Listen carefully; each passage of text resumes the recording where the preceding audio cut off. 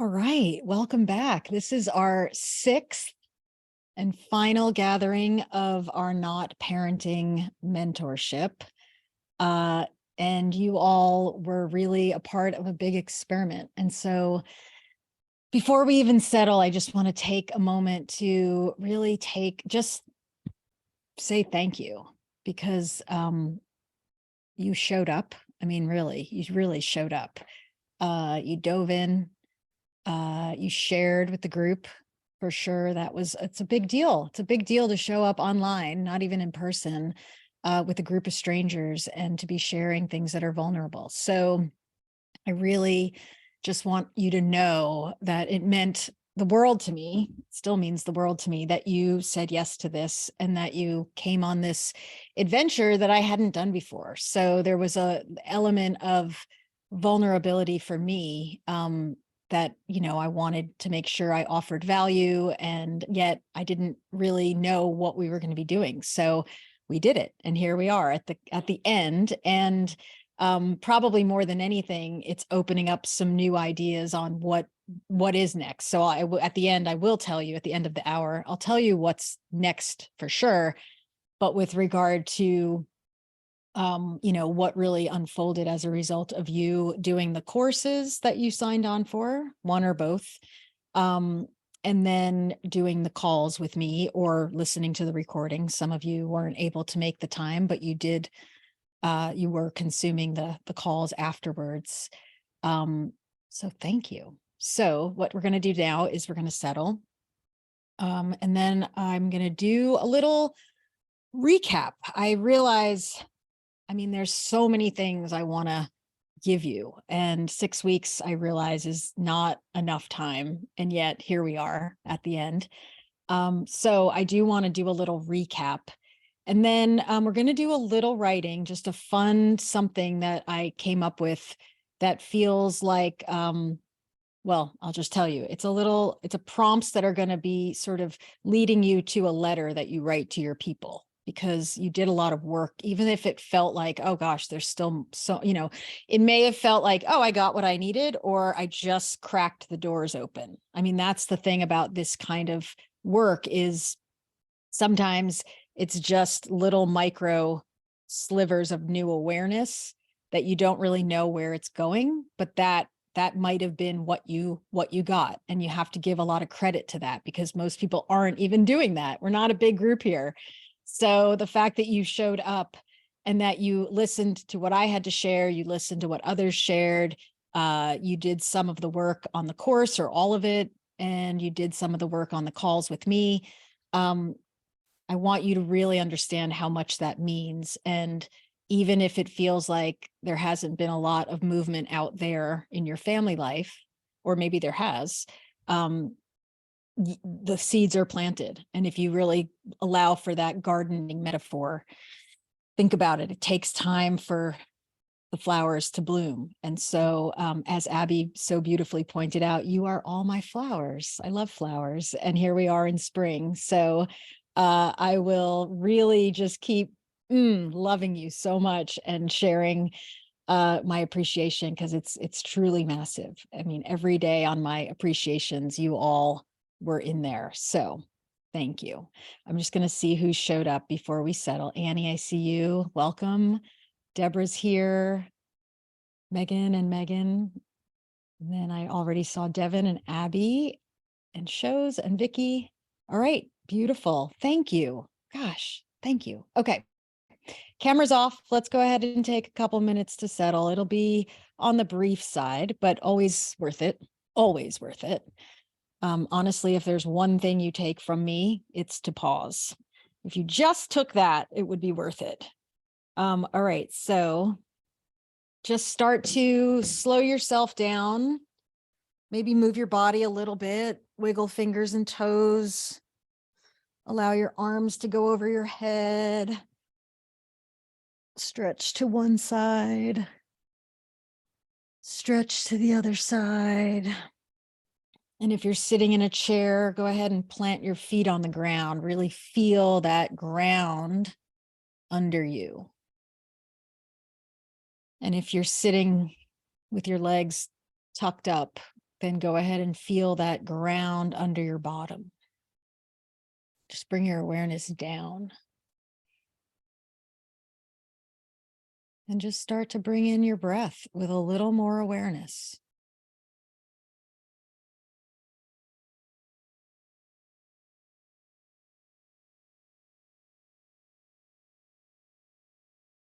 And on the exhale, just really let the air out slowly with a little bit of awareness.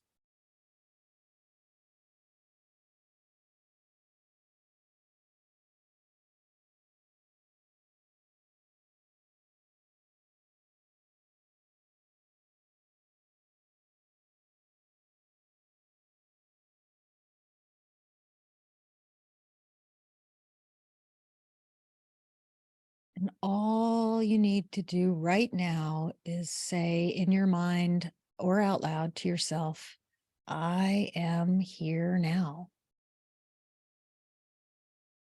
I am here now.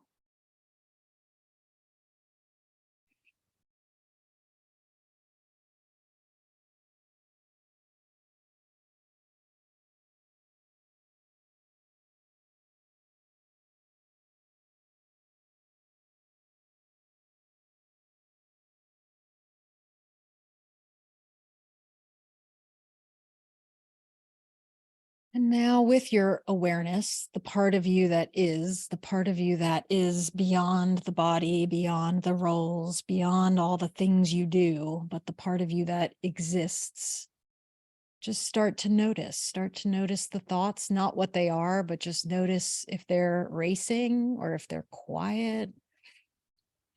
It doesn't matter what, we're just noticing.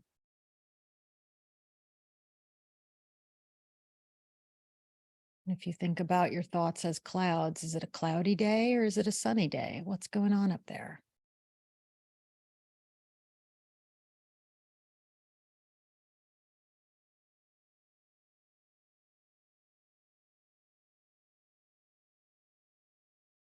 And lighten and loosen your forehead, lighten and loosen your jaw, lighten and loosen your shoulders and your neck and your back.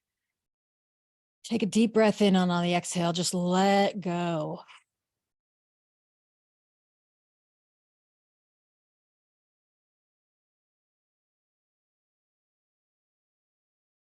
Now bring your awareness to your heart.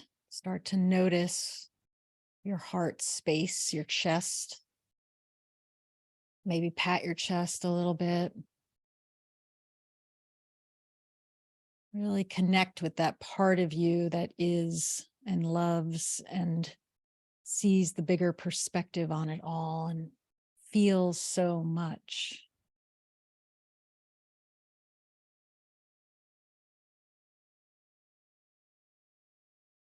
And just invite tenderness and compassion.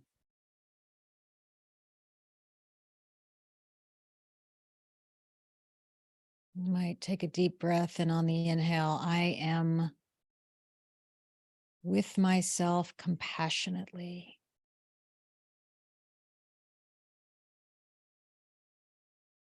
And on the next breath, I am with my others compassionately.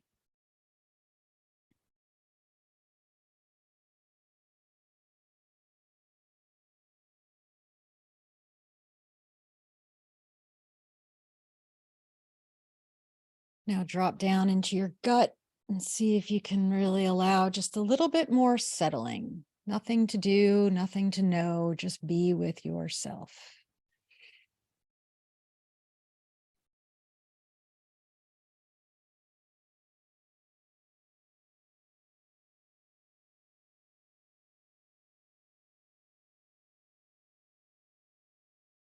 I'm going to set one minute timer,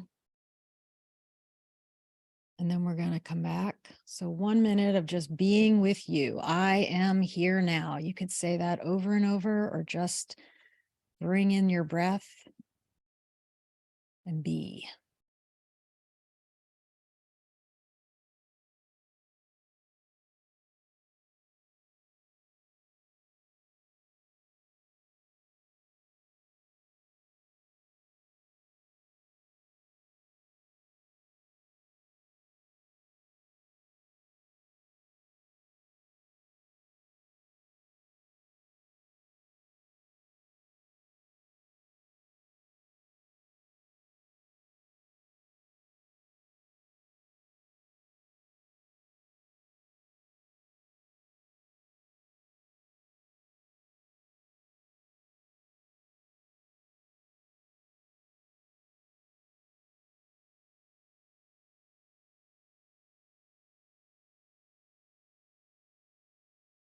All right.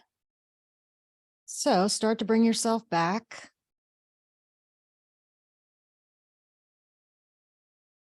Stretch a little bit.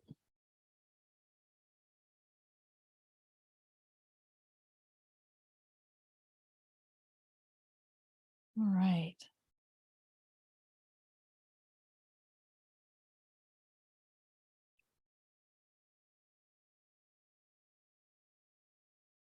So today, last call of this series. So thank you again. A few of you weren't on the call, and I just really want to make sure those of you who are here really understand the depth of my deep appreciation for you being here and showing up for this and going on this adventure with me. Um, my intention was to give you tools and to get you thinking a little differently and to have you, just playing around in this realm of parenting in some new ways. And some of that came through the course, which you're still going to be getting emails even once we're done, because it's a 12-week, it drips in 12-week chunks.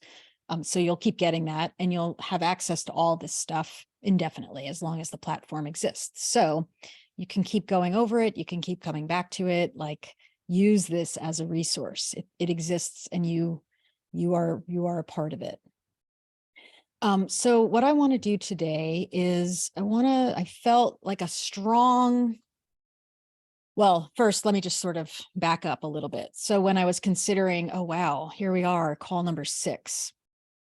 And it felt like, oh, we're just getting started. Like, there's so much more that I want to do with you all. And yet I also feel like it's nice to, wrap it up and just say, okay, there you go. Now live it for a while. And I'm cooking up new stuff, and I'll share a little bit about what I am offering next at the end. But for now, like today, I want to sink into really getting present to what I want you to take with you, or at least what I want to, I almost like I'm wanting to pack a little bag and send you off with like this little like goodie bag, this little toolkit that you can then play with. And that's all we're ever doing, is just playing. So I think that's what I'm going to do. I'm going to do a little recap of some of what I consider the most useful things that we've done here.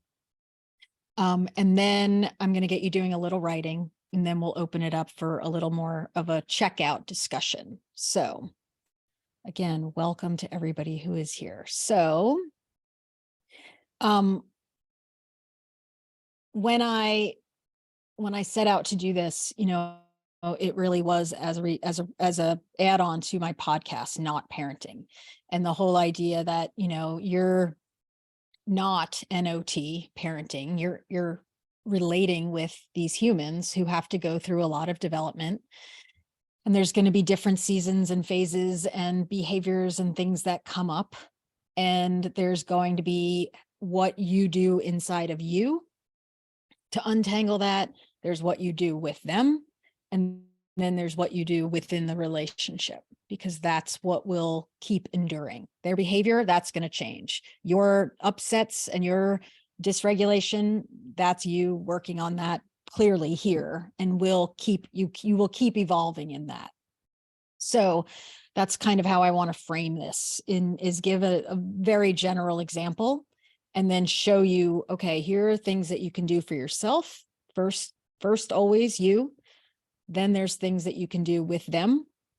And a lot of that has more to do with your perspective and the ways that you're thinking. And then there's what you do within the relationship. And that's more of the actual hands-on doing. So I just wrote, from an old paradigm perspective. So what you were learning at the beginning of the Parenting Essentials, there's the old paradigm.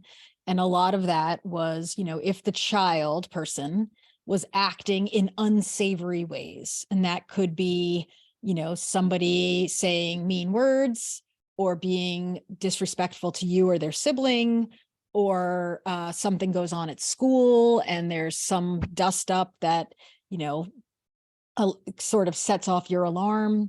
It's the things, I call the unsavory behaviors, the stuff that We would in the old paradigm consider misbehavior or naughty behavior. But now we have this new lens, and you've been creating your own version of this new lens based on what I'm sharing. So the old paradigm, when a little person would do something in an unsavory way, would be to react and try to get them to stop it, discipline that, or try to change the behavior.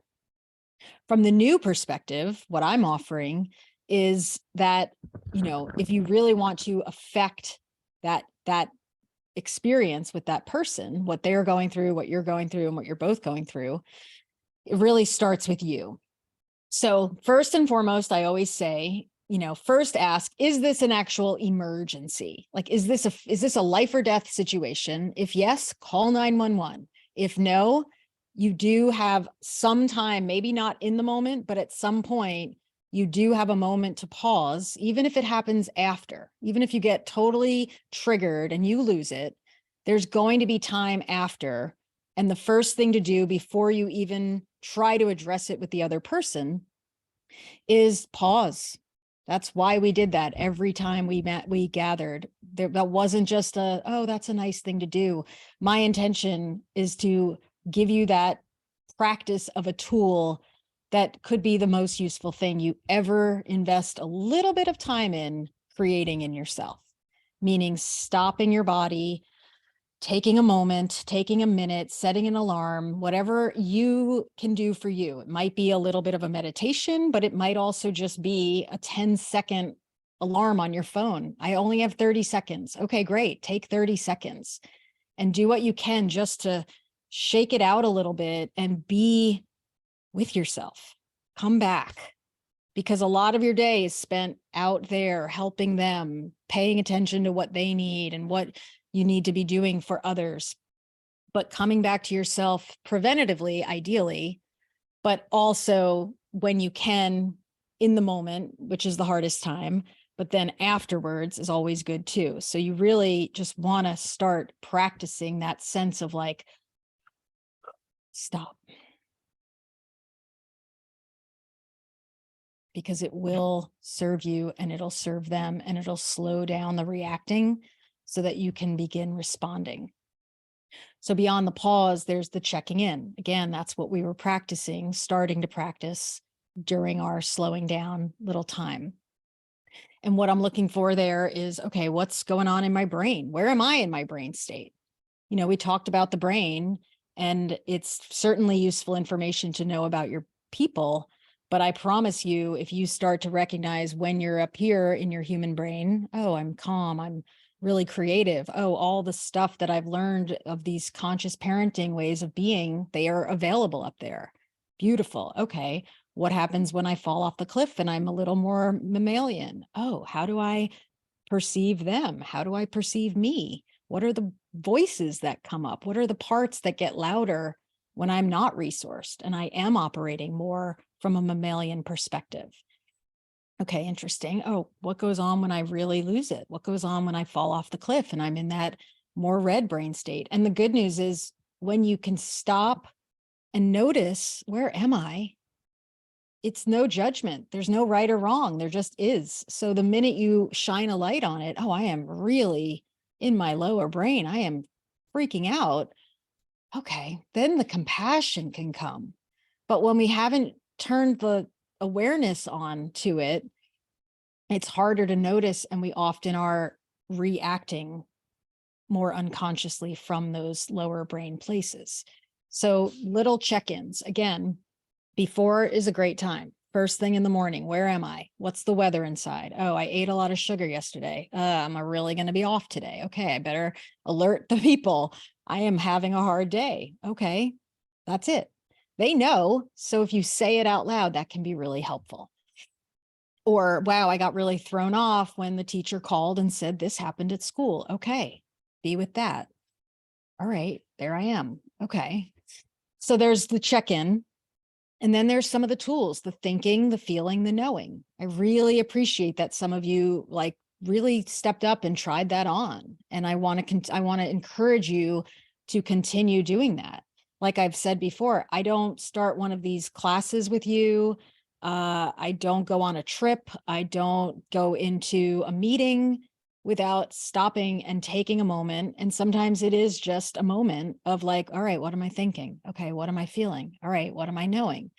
And it's just this little way of getting a read on myself, because I know very clearly that the way I enter situations is really going to be impacted by what's going on in here. The way I perceive them is a direct reflection of what I've got going on. And that's okay. You aren't going to be regulated all the time. But if you can acknowledge, wow, I'm really off. Okay, I need to proceed slowly here because I could really lose it on these people today because I am not resourced. Okay, good to know. Let them know. Hey, folks, I'm having a hard day. Oh, wow, I got really thrown off. Here's where I'm at. That may not always make sense when they're really little, but the more you do it and the more you model that kind of self-awareness and self-compassion, I mean that. There's no judging here. There's just awareness. That can go a million. That's so valuable. And then there's the clarity. There's the dip, the thing I shared, the vertical dip that I shared with you last week. I'm going to encourage you to keep playing with that. When you get triggered, pull that out or have it on your desk or put it in your phone and go, all right, what was that about? What's really under that? What's really going on in me? So again, that might not be what you do in those challenging moments when something is going down that has thrown you off, but being able to do that either before checking in on yourself or after doing a little of that deeper work, that is going to give you more of an awareness, more insight into what you're needing. And then that's going to inform what you do with them. So then number 2, so the first little tool set is you pause, check in, get clear, do the thinking, feeling, knowing, look at why you got triggered using that vertical dip. Really consider the intention. What is the intention with talking to this person that I just had a troubling moment with after the fact? What is my intent? How do I want to go today? Oh, I'm off today. How do I want to show up? Oh, I want to be patient with myself and with my others. Oh, I want to really tap into a peaceful state. Okay, it might only be for 1 second. Okay. I got there. All right. So there's pause, check in, clarity, intention. Those are all really valuable. Self. That's what you do here. You can tell them your intention and you can share some of the stuff that you're finding out in terms of clarity, but first do that for you. Then there's with the other. And the thing that I feel so strongly about is, asking yourself, what is my perspective, on this human? And that's partly, so before that though, is, where are they? So the unsavory thing happens. They melt down at the dinner table or they throw something and they don't want to go get in the car and you need them to go. Really pulling back the lens and considering like, where is this person in here? So if we know as adults, we get really overdone and we get thrown out of our regulated state. That's happening so much in the younger people. And it's extra challenging when they get a little older because it doesn't always just show up in the form of a meltdown. It shows up in words and stories and complaining or being really unkind to their siblings. But underneath all of that is dysregulation. One of my teachers said, there's misbehavior is stress behavior. That when your people are acting in ways that don't feel good to you, it means they don't feel good. Something is going on in there that's making it hard for them to operate up here. So having that perspective, knowing that that could be developmental, that could be social, that could be relational, that could be coming from something they are eating that isn't working for them. So, it doesn't mean you excuse every behavior, but when you can come at it from a place of, okay, where is this person? That's grace, that's compassion, and that's a relationship builder versus a judgment of the behavior, which is in a relationship deterrent. That's taking money out of their bank account of the relationship versus putting it in. We all want the grace from the people we love. And yes, you need to guide them, and that will come with the relationship. But in terms of your perspective that you're holding about them, I'm going to really invite you to make it broad and give it a lot of space and allow for some of the messiness. It's okay to put a lens of, I'm wondering what this is about for them. Wow, that was really intense. I bet that didn't feel good in their body when they said that. That's not what they're going for. I'm going to trust that. Wow, that must have been really hard, whatever might be going on for them. So there's that. And then there's, again, what's my perspective on their behavior? Am I judging it? Am I accepting it? Am I celebrating it? Different things at different times, but just know that there's a way to interact with them where they are that holds them with compassion. I mean, I feel like I'm repeating myself, but that's kind of the message I want to make sure I convey, and I'll open it up in a minute. And then really asking yourself, and this is where it gets interesting, what's influencing your perspective of their behavior? And that's kind of where it loops back on you, and recognizing that when you're depleted, you're going to see the behavior that they're doing that might be pushing your buttons very differently than when you're resourced, or you've had a break from them, or you've taken time to do some writing. The shift in perspective is yours to do. They will get there down the road, but what you choose to perceive, that's an inside job.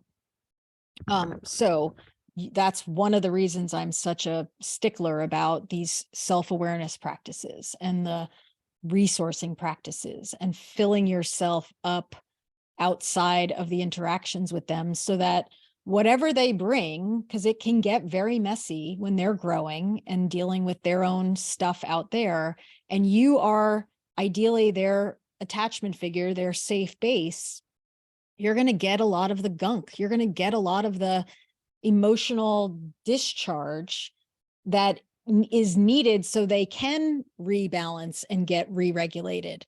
And better than anybody, you all, that when you're depleted, when you're not fueled, it's way harder to hold that with them, for them, around them, than it is when you are resourced. And you won't be all the time, but it's such an incredible investment for you and for them to model that and to show them, like, wow, I'm really low. My tank is low. I'm going to go take a walk, or I need a break tomorrow, or I need to get a babysitter, or, we need to go have a time in nature so that we all just reboot. And that really is more about your own, what you do for you, but the permission and the reminder to recognize that it's way easier to be compassionate. It's way easier to see the bigger ways that they're growing and the things that are happening for them when you've done the work to broaden your perspective, which often happens as a result of fueling. So that's the toolkit for the other. It's really mainly that you could just, you could even just distill it down to perspective. Where are they? What's going on inside of them, around them? Because I can react, but that doesn't get us really where you want to go with them. So then what do you do with the relationship? One is just, again, to pull back the scope, get a different perspective on things, and be what I call spaciously curious. Like, oh, wow, what is it like to be 8? What is it like to be 4? Wow, what is going on in there? Okay. And really even asking them, like, what's going on? How are you doing in there? What's happening?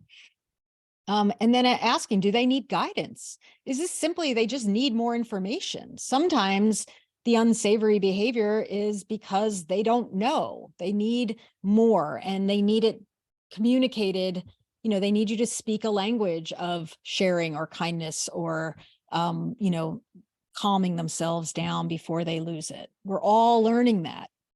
So considering what they need, that's a relationship investment. Appreciating.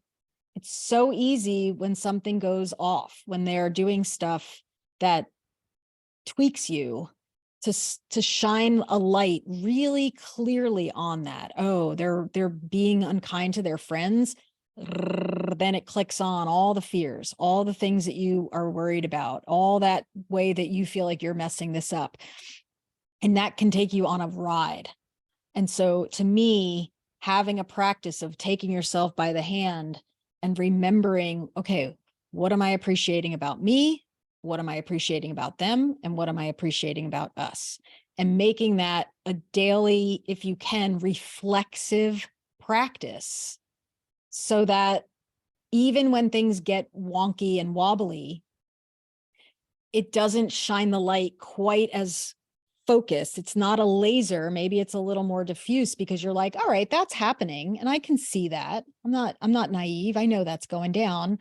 But what are all the ways that I've been reminding myself that they're growing and I'm growing and we're growing? Because that is truly going to give you a little more of that rope. So when things do get tangly, there's something to work with to untie it. But when we haven't done that and we're only seeing the parts that are hard and challenging, it's really, you can't always get to that.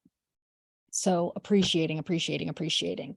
And then making some investments in the relationship bank account, realizing this is an account and it's going to be with you for the rest of your lives together. So what are you doing? And sometimes there might be big investments and sometimes there might be just tiny little drips, but making eye contact counts, giving a hug counts, sending them a text and saying, I really love you and I'm so glad I get to be your parent counts. Playing a game on the floor and saying, hey, I only have 10 minutes, but let's go. I'm going to set a timer and let you show me the game you want to play, carving a little bit of special time. And go toward them. You can't do it all the time, but most of you have people that are away from you at least some of the day, not all of you, but some of you. So when you're not with them, do the things you need to do to get ready, to fuel yourself and to feel fulfilled, so that when you are with them, you can give a little investment and then you can step away and go do other stuff, but keep dripping it, just little micro, I call it stringing the beads, just stringing the beads on the necklace. And in certain phases, it's going to feel like a lot. And in certain phases of their development, it's going to feel like you're barely getting there, but just keep intending it. There's something about collecting them, feeding them and nourishing them on an emotional level, finding those ways to invest in that time with them so that they feel your presence, they feel your care, they want to feel you. And if they feel you, you're going to have an easier time guiding them. But, most of us wouldn't want to be guided by humans who aren't connecting with us first. So whether it's in the moment and you need to get their attention, you go up to them and you go, oh, wow, hi, there you are. Wow, I am here with you. This is the best moment I could imagine right now. We're going to eat dinner, so I need you to shift gears. All right, high five, let's go. Versus, hey, I need you to shift gears. We're going over here or we're doing this. So make the investments and know that they will pay off so big, even if in the moments it doesn't always feel like that. All right, so now I want to do a little writing to get you present to really what you're taking from this. And the way I want to do it is something I haven't done before. So we're trying something new. And I'm going to encourage you all to add that to the relationship toolkit, which is to experiment. That we do not know how this is going to unfold. You do not know where this is all going, but you can certainly just try things on and play. Just try to have moments of experimenting and play and fun, and then really appreciate that and see how the motor runs from that. All right, pull out your journal or whatever you're writing on. You can also put it on your computer. And this might be something you do stick on a Google Doc somewhere, because it might be something that you pull out yearly or you give them down the road. But the bottom line is, I want you to write. I'm gonna take you through a series of prompts that are going to really add up to a letter that you're writing to your people. And then once we write, then we'll open it up and you can ask me questions about stuff. But I wanted to get this done because I think it's valuable. So you could say, dear children, or dear individual people, or dears, whatever you need. Let's go here with that. Oh, hold on. So I started it with dear whomever. In 2023, I participated in a 6-week parent development experiment. That's what we're going to call this. So that's the start of the letter. Then what I want you to do is we're going to take 1 minute. It's going to be quick, but you're just going to scribble whatever comes out really top of mind. No, top of heart, let's say. The first prompt is, here's what I learned about myself, ... So I participated in this experiment, and here's what I learned about myself. So 1 minute. Again, this is short, so we're just going to get this started, and then I'm going to encourage you to go back and play with it. But here's what I learned about myself. So what were your takeaways?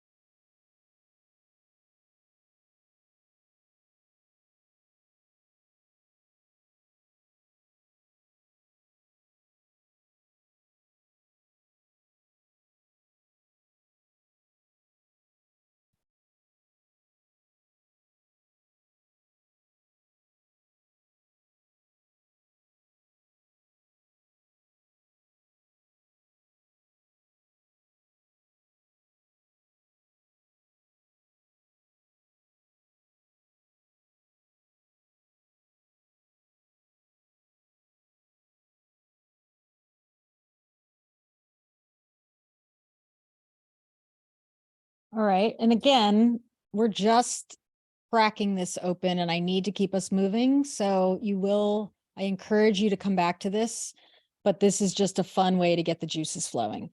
So the next is, here's what I learned about you and your development. So you can go general, like, oh, I learned about brain development. Or if some insights came up that were specific, like, oh, I realize when you are getting sick, your behavior is really challenging for me. Like there's no limit. So 1 minute, just start writing the things that you feel like you've learned about them and their development.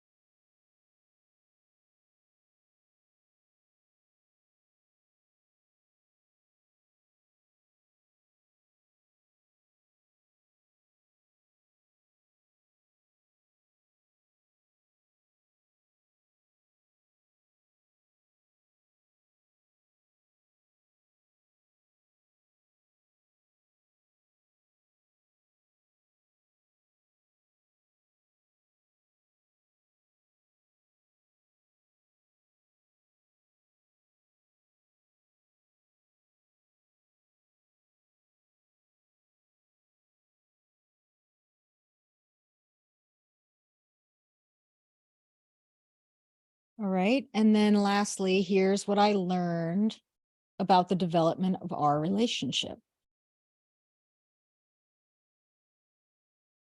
Here's what I learned about the development of our relationship.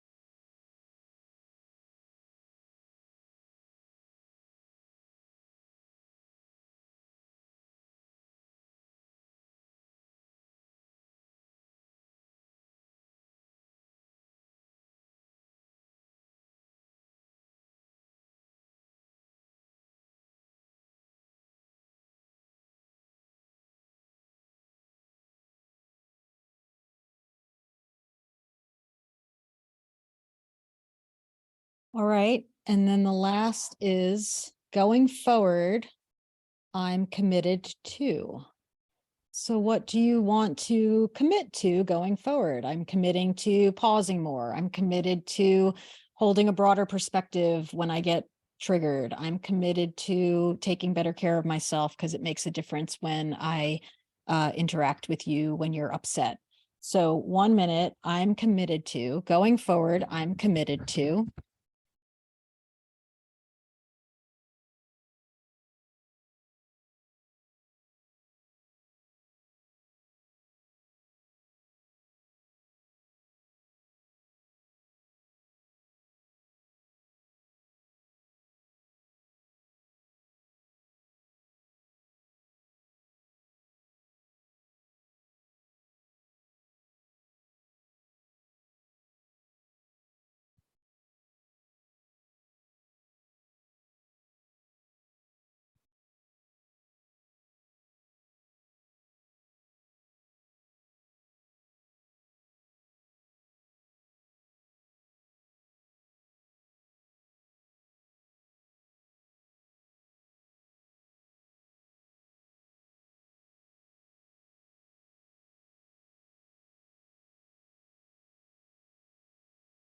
Okay. All right, take a breath. And like I said, please consider coming back and doing a slower version of that because I think that, and that could be something that you do yearly. You know, maybe make a Google Doc, put this one on there, set an alarm on your phone, and maybe on their birthday, you do a letter to each one of like, here's what I learned this year about you. Here's what I'm learning this year about myself as a parent. Here's what I'm learning about our relationship. Like, what a great way to check in and then recommit. I mean, I think it's kind of funny that we create marriage vows, but there's really no, people aren't typically, maybe some of you have, creating vows to your people like that you're committed to. So that could be a fun way to play around with clarity and self-awareness and connection. So let's spend the next 10 minutes or so. I want to hear from you. What's probably not going to do any like deep dive coaching right now, but I would really love to hear anything that you would like to share with me in the group about where you are and what's stirring. Open. I'm opening it up.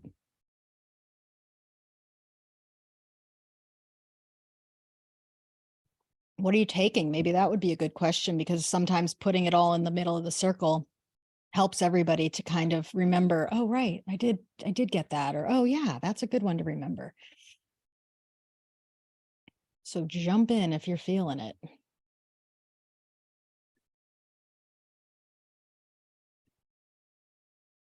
Deborah and Brandon. Hi. Hi. I just wanted to say that something that I've noticed just in these 6 weeks, especially from last week to this week, is when I'm in the moments of the repeating I am safe, that has been like a really huge help for me. Just, and by the fifth time of me saying it, it's like that realization, like I am safe, like everything is okay. I am safe, and noticing how quick I can shift in those moments. So that's a big takeaway that I've taken in this last week, especially. That's brilliant. And I love that you lived it. You didn't just hear it and go, oh, okay, well, maybe I'll try that. But you really tried it. And you did see that something shifted when you reminded yourself, I'm safe. Yes. And I 5 times is the yeah, charm. Or yeah, yeah. because So it's not just once. It's like, I'm safe. I am safe. I am safe. I am safe. I am safe. yes. I Yeah. have to just keep repeating it until Okay. I felt that. And because I haven't found the right thing for me yet in the moment to help me. So then it was, yeah, in one moment I was just like, oh, right, that tool. And I used it. And it was like, okay, this is my tool right now. So yeah. Yes. Use it. Okay. Thank you. That's a good one. I'm going to make a little list. Takeaways. I love it. Anybody else? Yeah. Annie. Hey, Carrie. Hi. Oh, I will say that hold on, my computer thought I said, hey Siri, hold on. Hey. Um, last week I had a fun experience where I was having a really hard time with one of my daughters, and she was having a really hard time with life. She's 7. And I just decided one day to keep her home from school with me last week and just give her a day because like we all needed it. And we had so much fun together, and I had her sit down and like I asked her what she wanted to do, and we kind of just formed the whole day around that. Yeah. Built a fort. We built this giant fort together. We baked, and I don't know, like it was just a blast. So I think I've just been trying to slow down and play and get on their level. And I appreciate the reminder to do that and just to also take how I'm feeling in the moment of where like, God, I just need to like stop everything for a day. Yeah.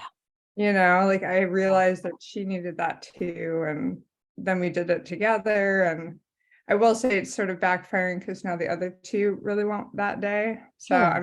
I'm trying to figure out like, how do you do that when everyone needs a break? How do you honor that if Yeah. you're just one person? So that's it. Yeah, no, I get it. And maybe it's a quarterly. They each get a quarterly one day with you that the other 2 go to school and they can kind of count on it. And, just because sometimes when you can count on it, you may not even want it, but if like, all right, once a quarter, you give them a little coupon and say like, all right, once a quarter, you can say, I get a stay home day. Okay. Yeah. Right. Yeah. I think that's worth it. And I mean, my mom used to do that when I was like all through school, like we would just take a day. And I remember that so fondly as like beautiful time together. So it's a good investment. So Yeah. well done. Okay. So I'm going to say like a stay at home one-on-one day. Mhm. Thank you so much. Keep at it. Beautiful work. What else? Tell me more. What else would you like to add to the list? What are you noticing is working? Or at least you're trying. What have you tried lately? Vicky. Hi, Carrie. Hi. For me, is a big takeaway is the journaling exercises, because I consider myself a writer, and you really helped me to get back journaling. And as you said, writing helps to slow the thinking down. And what I really need is this pause also. So I built in this set the timer thing you recommended, and I do set the timer 4 times a day, and I do like micro fill-ups or just breathing or earthing or just the other big thing is appreciating and celebrating what I've done. So I value myself and the housework more. Yeah. It's not like, I did nothing today. Right. That You just see all the nothing. things. Yeah. Yes. Do you feel like by doing that, so that's stuff you're doing for yourself, do you notice a change in your reactions? Like, is it changing anything in the relationship? Are you noticing? Yes, because I don't need value from outside, because I value myself, and therefore I'm more positive. And because I'm more positive, therefore my surroundings is more positive with me and around me. So it's just like as I uplift myself, everything is like uplifting. Yeah. So things getting done without asking, and that's a big surprise. Yeah. Like you can do this way. Wow. Not like Beautiful. fighting. Yes. So All right. Keep the practice going. And if you slip, which happens, just don't beat yourself up. Just come back. Like just set an alarm maybe for a week or a month and go get back to writing just in case. Actually, I do this set the alarm from the first week on. So I keep doing that like for like 5 weeks now. And I keep doing that because it's a great practice. Okay, good. It's Beautiful. awesome. Thank you. Yeah, thank you. I so appreciate it. Anybody else? Takeaways or like things you want to try going forward? I mean, that's the thing. This is just, we're just getting going on all of it. It's not going to be all buttoned up in 6 weeks, but you have tools to take with you. So what else would you consider trying? Or are you trying? Abby, and then Devin. Okay, so I think one important takeaway from it is that I have more focus on myself, whereas before, if there was like misbehavior or whatever was happening, I would like try to figure him out, but it's really more about me Yeah. and where I am and pausing and all these tools we have, and that helps me relate to him, and just taking the time that it takes. And I think I missed the first two videos, so, or the Zoom sessions, so I was like trying to cram everything in, but now I'm realizing that like it's better if I like savor it and appreciate it, because it's kind of like this magic you're teaching. It's like working. So I want to like prolong it, you know? Yeah. Yeah. And now that we're done with this, you can even just go back through it. Just pretend it's Tuesday at noon or, 11, where you are, wherever you, and to say like, okay, go back and watch the video or go back and do one of the lessons. Like, let it keep getting in your awareness, like really worth it. Like you really are. And it just layers and layers. Like, that's why this is so tricky to me. Sometimes it's, it takes time to really keep layering it. And so just be gentle. And when you feel off, go, oh, I've got this whole treasure trove of things that Carrie shared. Let me dip into that, because it will, like Victor, like it will keep shifting and it will keep growing and it will keep deepening. So keep at it. And thank you so much. Thank Devin? you. Hi, yeah, I just wanted to share, I think one of the pieces that's been helpful to me, and I think I'm hoping to use more as time goes on, is just really talking to everyone about what's going on and about where each of us are, in a way that they can understand, because I have started doing that, but then also interestingly, like my daughter had a really difficult meltdown yesterday, and then my son and I were actually talking about what's happening and how it is for her, and then I was able to segue it into, and when that happens to you, what do you want me to do? And so just sort of having that be part of the platform, of having it be a conversation and putting them at the same level is something that's new to me, but I'm hoping to keep doing so. Oh, I love that. That's really beautiful. Thank you. Okay, brilliant. And yeah, putting them at the same, conversing on same level, right? With age appropriate language, but the awareness of, oh, you're not other, you're just a human that I'm interacting with, and we're going to have to talk about stuff.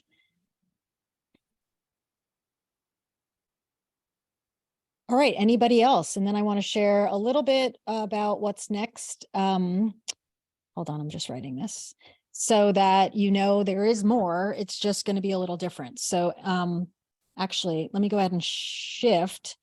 So 2 things. One is I would love to hear your feedback about how this was for you. So we are going to send a survey in the email today. So keep an eye out for that. And really, please know that answer as honestly as you can, because it's really valuable for me to have a good understanding of all right, where did this all land? What are you taking? What would you want more of? That would be valuable to me if you want to. Megan just posted the link, plus it'll be in the email that goes out this afternoon. And then 2 is what I've decided to do.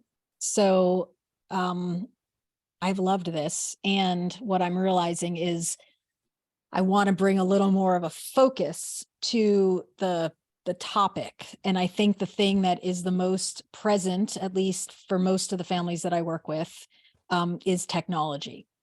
So I'm going to offer something called Untangling Technology. It's just a 4-week class. It's going to happen at noon Eastern for 75 minutes. So it'll be an hour and 15. All ages welcome. All families with kids of all ages are welcome.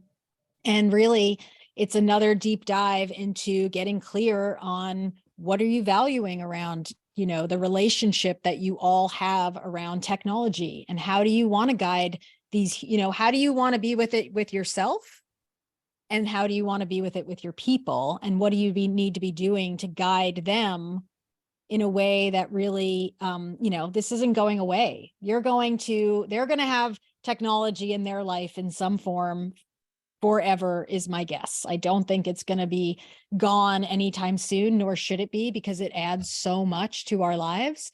And it can be a place that's very tangly for families. So as we head into summer, consider spending 4 weeks. It's going to start May 10th, and it'll go Wednesdays, May 10th, so whatever those days are, 17, We'll be done by the 31st.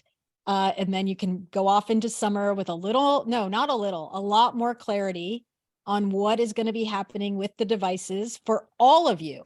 You don't get to do it differently and then ask them to do. I mean, yes, you are the parents, but being clear on what you're modeling and why you're holding certain boundaries and what are your guidelines, that's not only going to serve them now in terms of the relationship with you, but it's going to set a foundation for how they're going to figure out, as there is always going to be something new that they're going to have to consider. Do I want to engage with this? Is this adding energy? Is this taking more than it's adding? Like, I feel really clear that a once a year technology kind of come to Jesus. Where are we? What are we doing? How are we doing this? To me, I mean, I'm going to do that personally. And I want to invite you all to consider doing that. And the good news is you have a nice foundation for the tools. So this is a place where you can kind of focus in and go, all right, yeah, what would it be like to be a really clear, confident, and connected parent around this issue of devices and technology and apps and social media and all of it. So take a look at that. What I want to offer you all for being a part of this is, if it resonates and you're like, we're in, sign up and I'll give you a 30-minute one-on-one with me. So you'll get time to use sometime this summer of a one-on-one chat with me as my gift for you saying yes to something else that I'm offering. And just to kind of light the fire, if you sign up by Friday, is kind of take the few days. If you need a little more time, reach out. But I would love for you just to look at it. And if it's like, oh, I totally want to do that, jump in and give yourself and your people the gift of taking a little time with, okay, like I said, this is a relationship that we have with these devices. So how do you want to be in relationship with them? And how do you want to guide your people to be in relationship with them when it is kind of the Wild West out there in a lot of ways?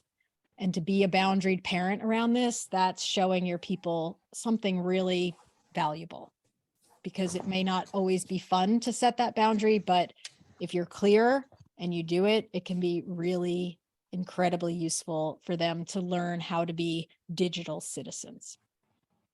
So that's that. I'm going to shift gears and move on. You're welcome to stay. But let me slow that down for a minute. Let's just pause.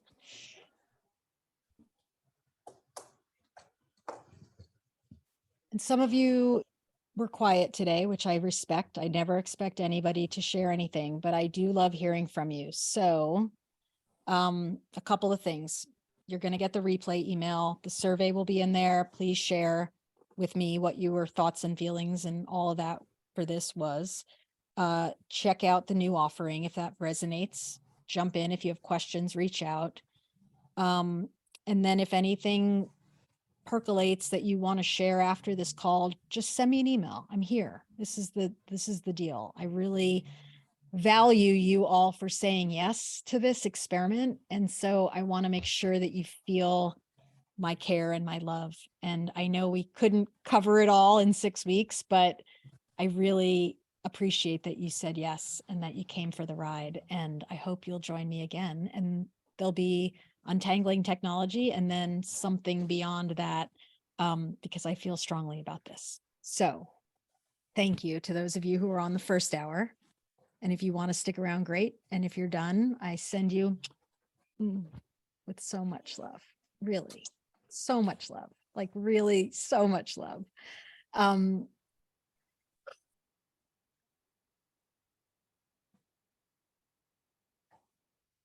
Thank you. I would be hugging you if we were in person. So, and for those of you who are just joining me, welcome. We're going to pause so that I can shift my gears a little. Great. And let me just take a quick drink.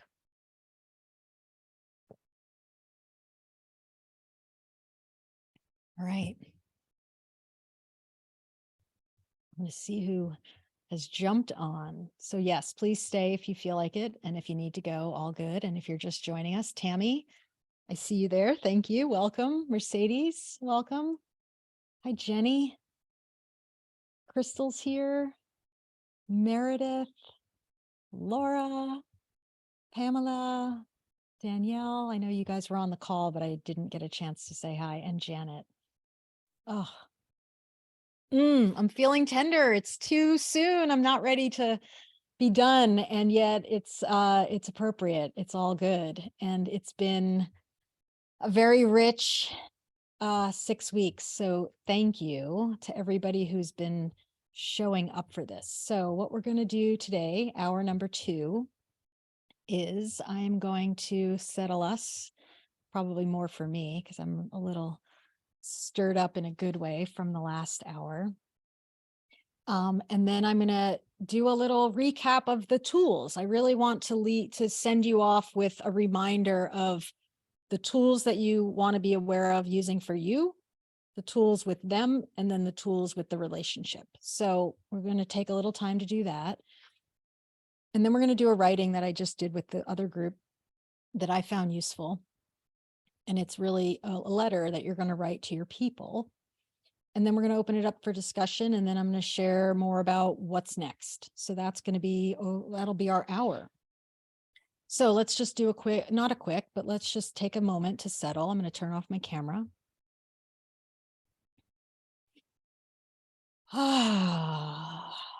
Just start to slow it down.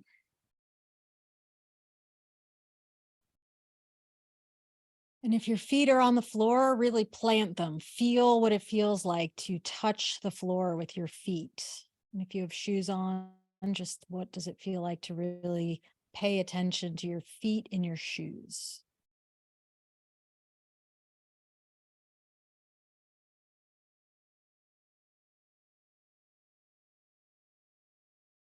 Just let your energy become a little more inward.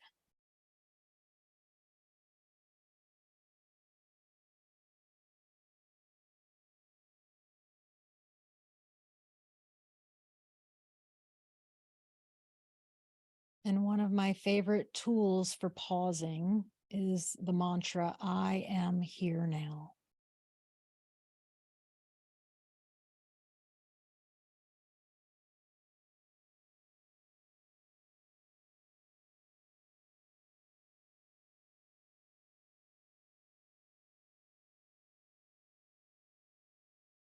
I am here now.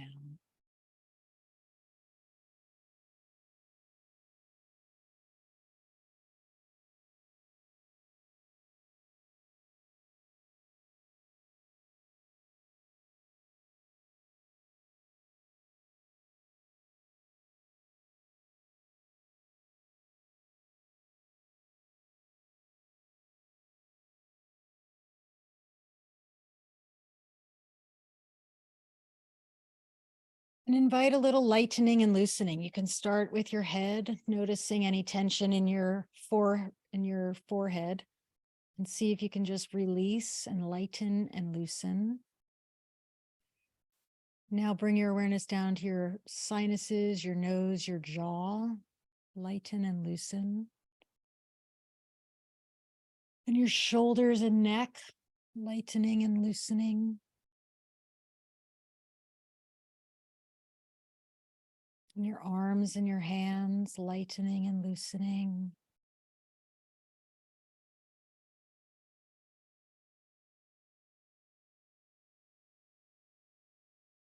And if you notice your thoughts, just watch them as if they were clouds in the sky. Just let them be big, fluffy, white bundles of gas, nothing to hook to.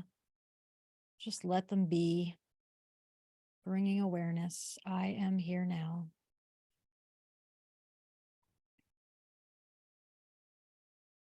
Now come down into your heart.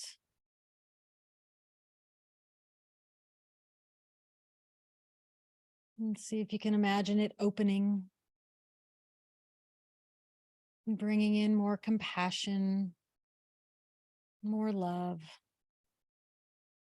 that which you are.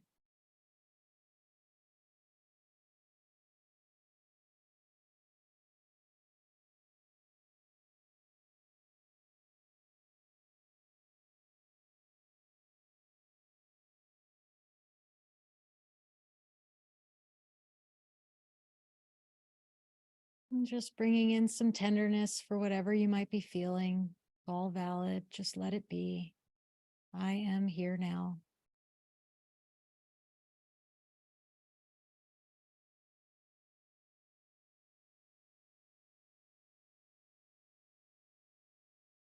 Now dropping down into your abdomen, your gut. And we're just going to take 1 minute. I'm going to be quiet and I just invite you to be really spacious and present. And you can say, I am here now, or just be quiet.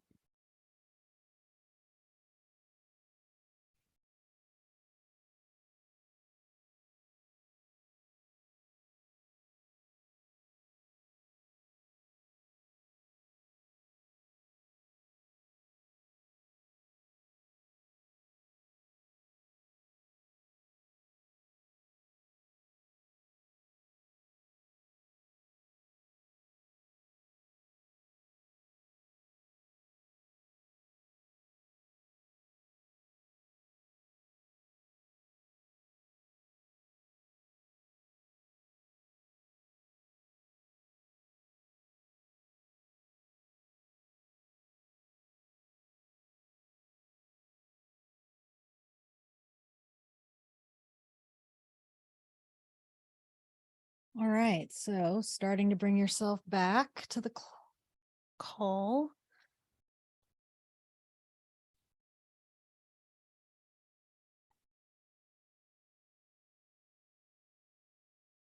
I see Emily joined us. Welcome. Annie and your cute pup. Welcome back. Devin's still here. Abby, I'm glad you stayed. Jenny, Crystal, Mercedes, Tammy, Robin, welcome. Laura, Meredith, Megan, Pamela, Danielle, and Janet. All right, beautiful.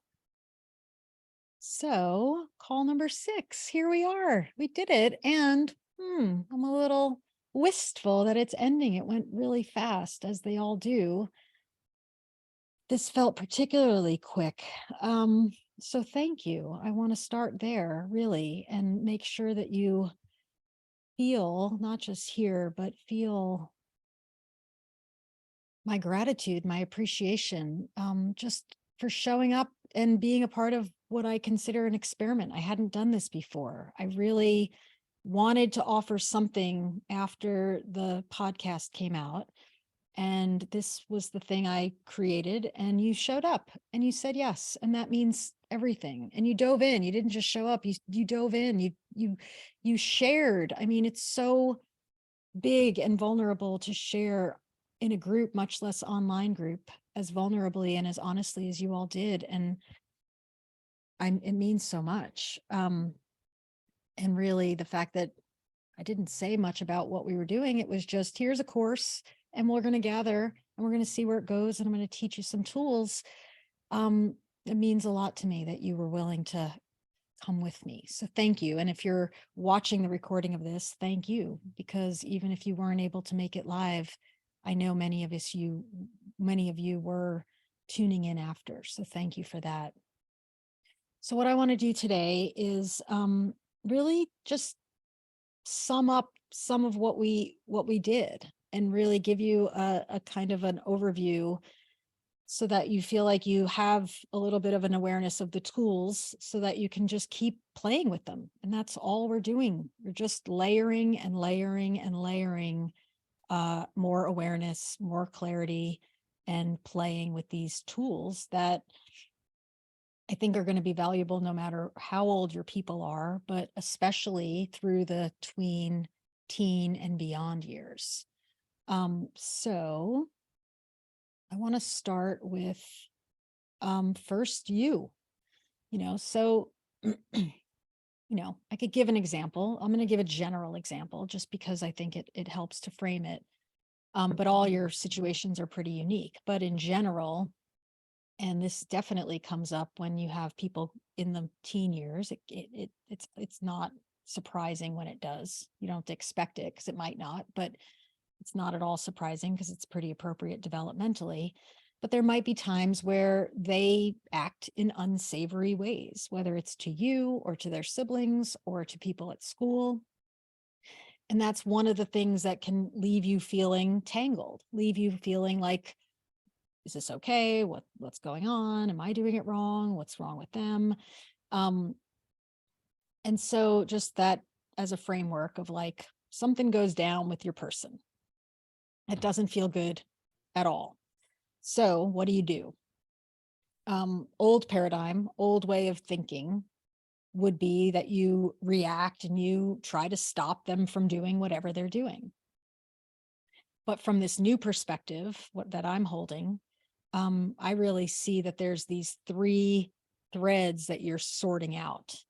And there's tools that you use with each of those. And the first one is you.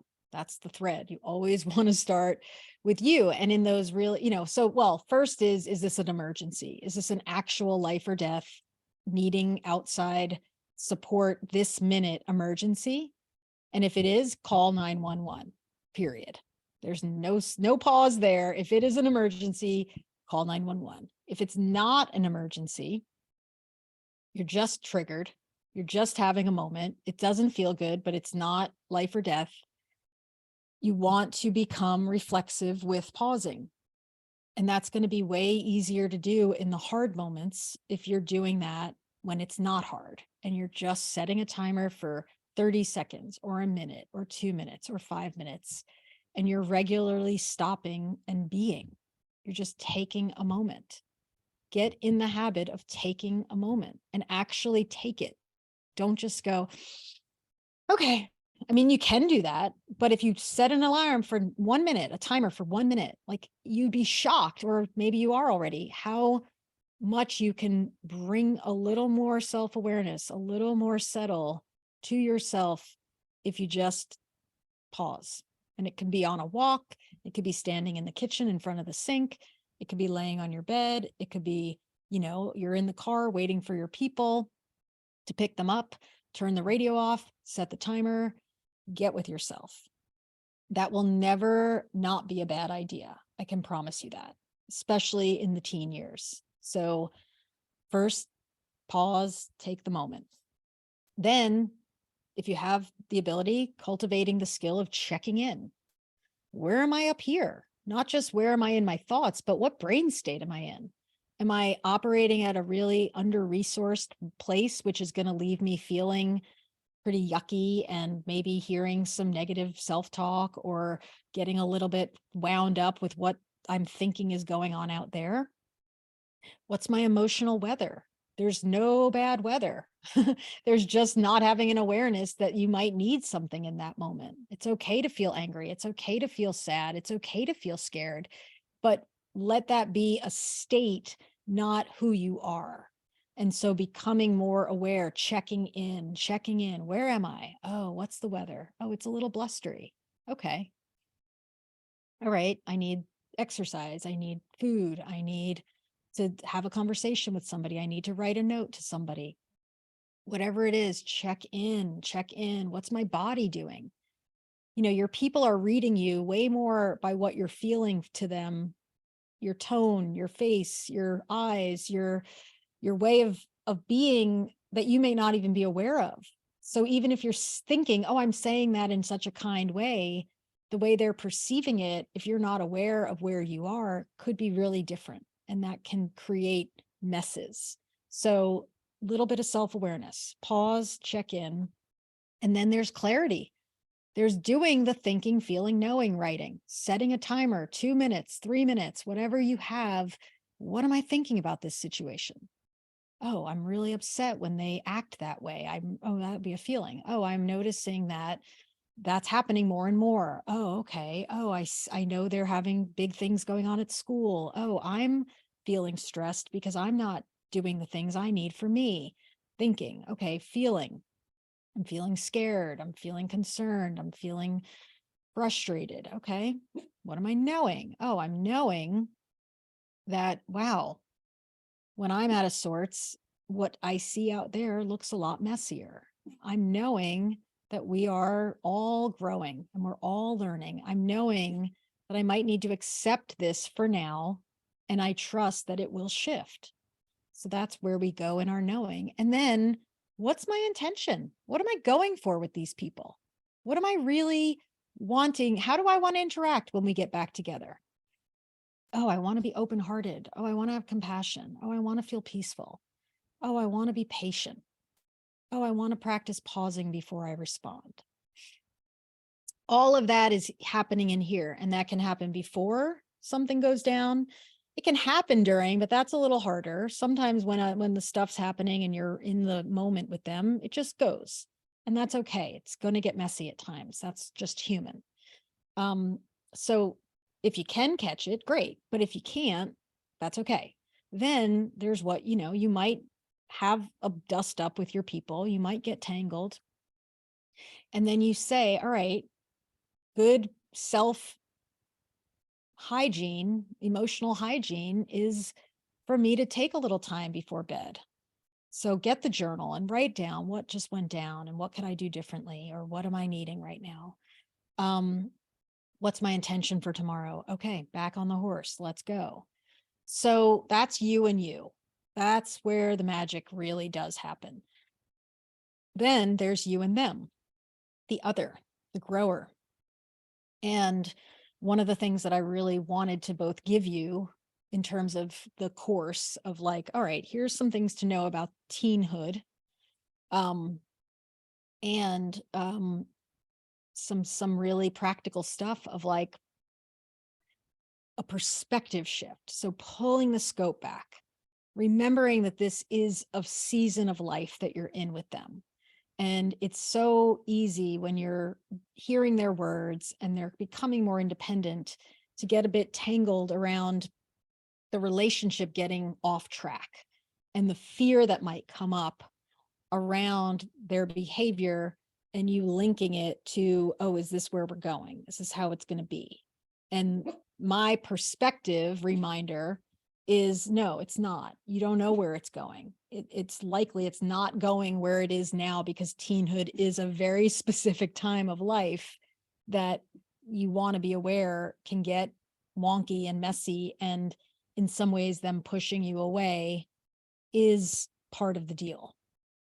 So you're holding paradox of engaging, recollecting them at the end of the day, re-engaging when you can, and also holding a looser sense of like, oh, and they're trying on some new stuff.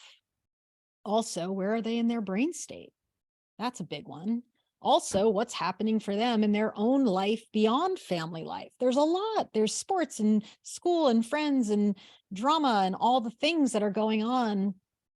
And so remembering that the stuff that goes on within the relationship that might not feel good might not have anything to do with you. It might be that you're the safe base and they're just pushing against you because they're feeling in here.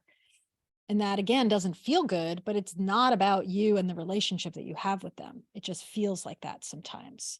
And then this is the question that I would invite you to ask, is what is my perspective, you, parent person, on them and their behavior? So, we've got this sort of inner tuning system that has everything to do with how resourced we are. And we can see things, the same exact behavior. And when we're under resourced, we might be judging and we might be fearing and we might be in a place where we just want it to change and we don't want to have to do anything about it, but we want it to be different. And that's judging. We could be in a place where we're a little more resourced and we're like, all right, I accept that it is what it is. Here we are. Okay. It's a little lighter. All right. You're in a phase. You're going through that. You're having this go on. Okay. It's not easy to accept, but I get it. It is. So it is. There's also, when you are more resourced, where you can see a broader perspective and maybe appreciate, oh, wow, look at you trying on some new stuff. Oh, that makes sense. You're in teenhood or you're a tween. It's of course you're trying on these new things and it's going to be clunky maybe for a while. And you're not always going to say things kindly.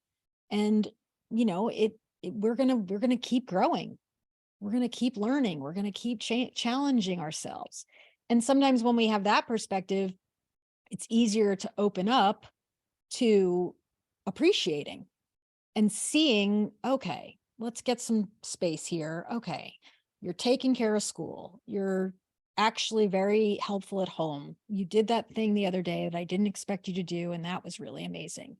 So finding that perspective shift and learning how to tune it and not getting so stuck in the what's not working or what do I need to help you change, but broadening it and going, okay, that's there. That's a bit tangly. Not sure what to do with that. So for now, I'm going to do a real deep dive on appreciating you, me, and us.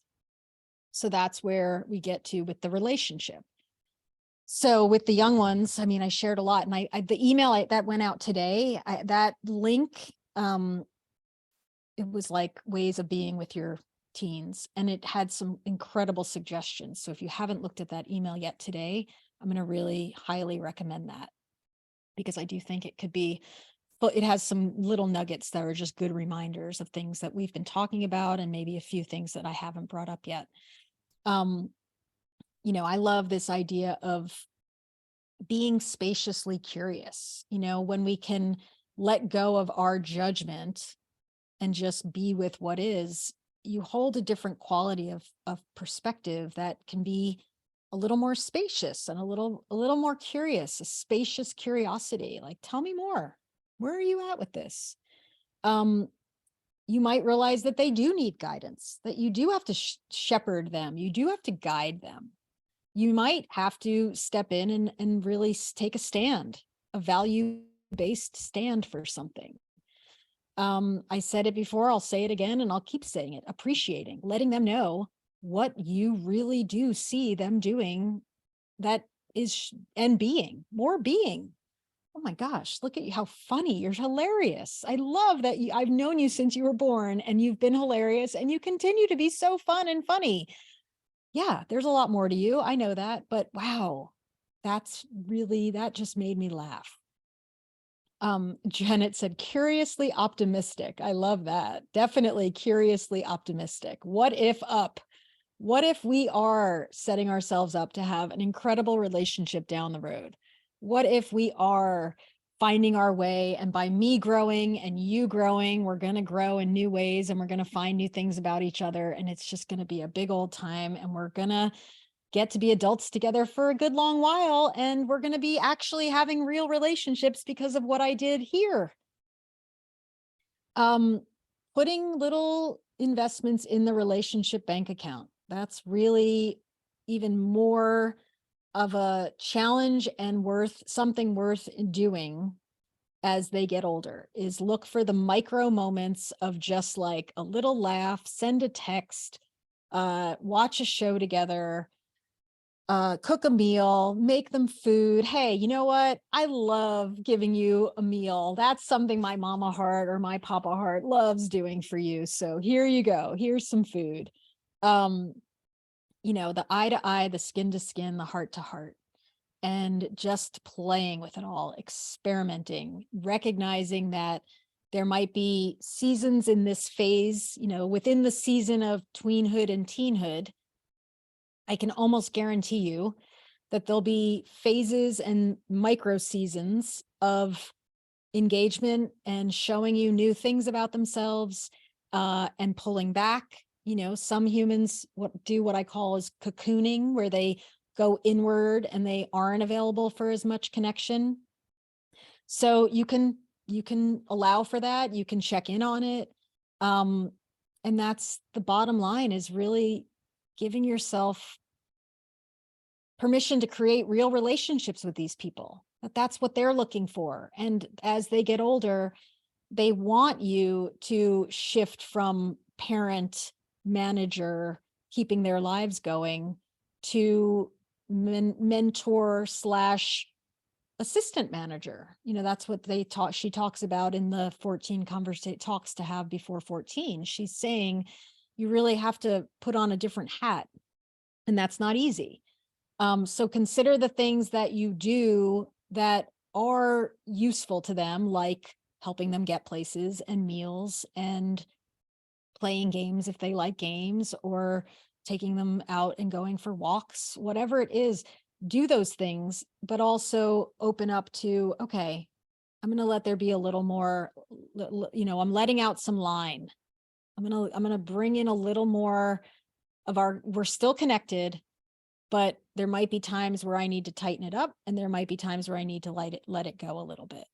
And sometimes giving that little extra space and being curiously optimistic, as Janet said, can allow for something new, both within yourselves and between you, to emerge.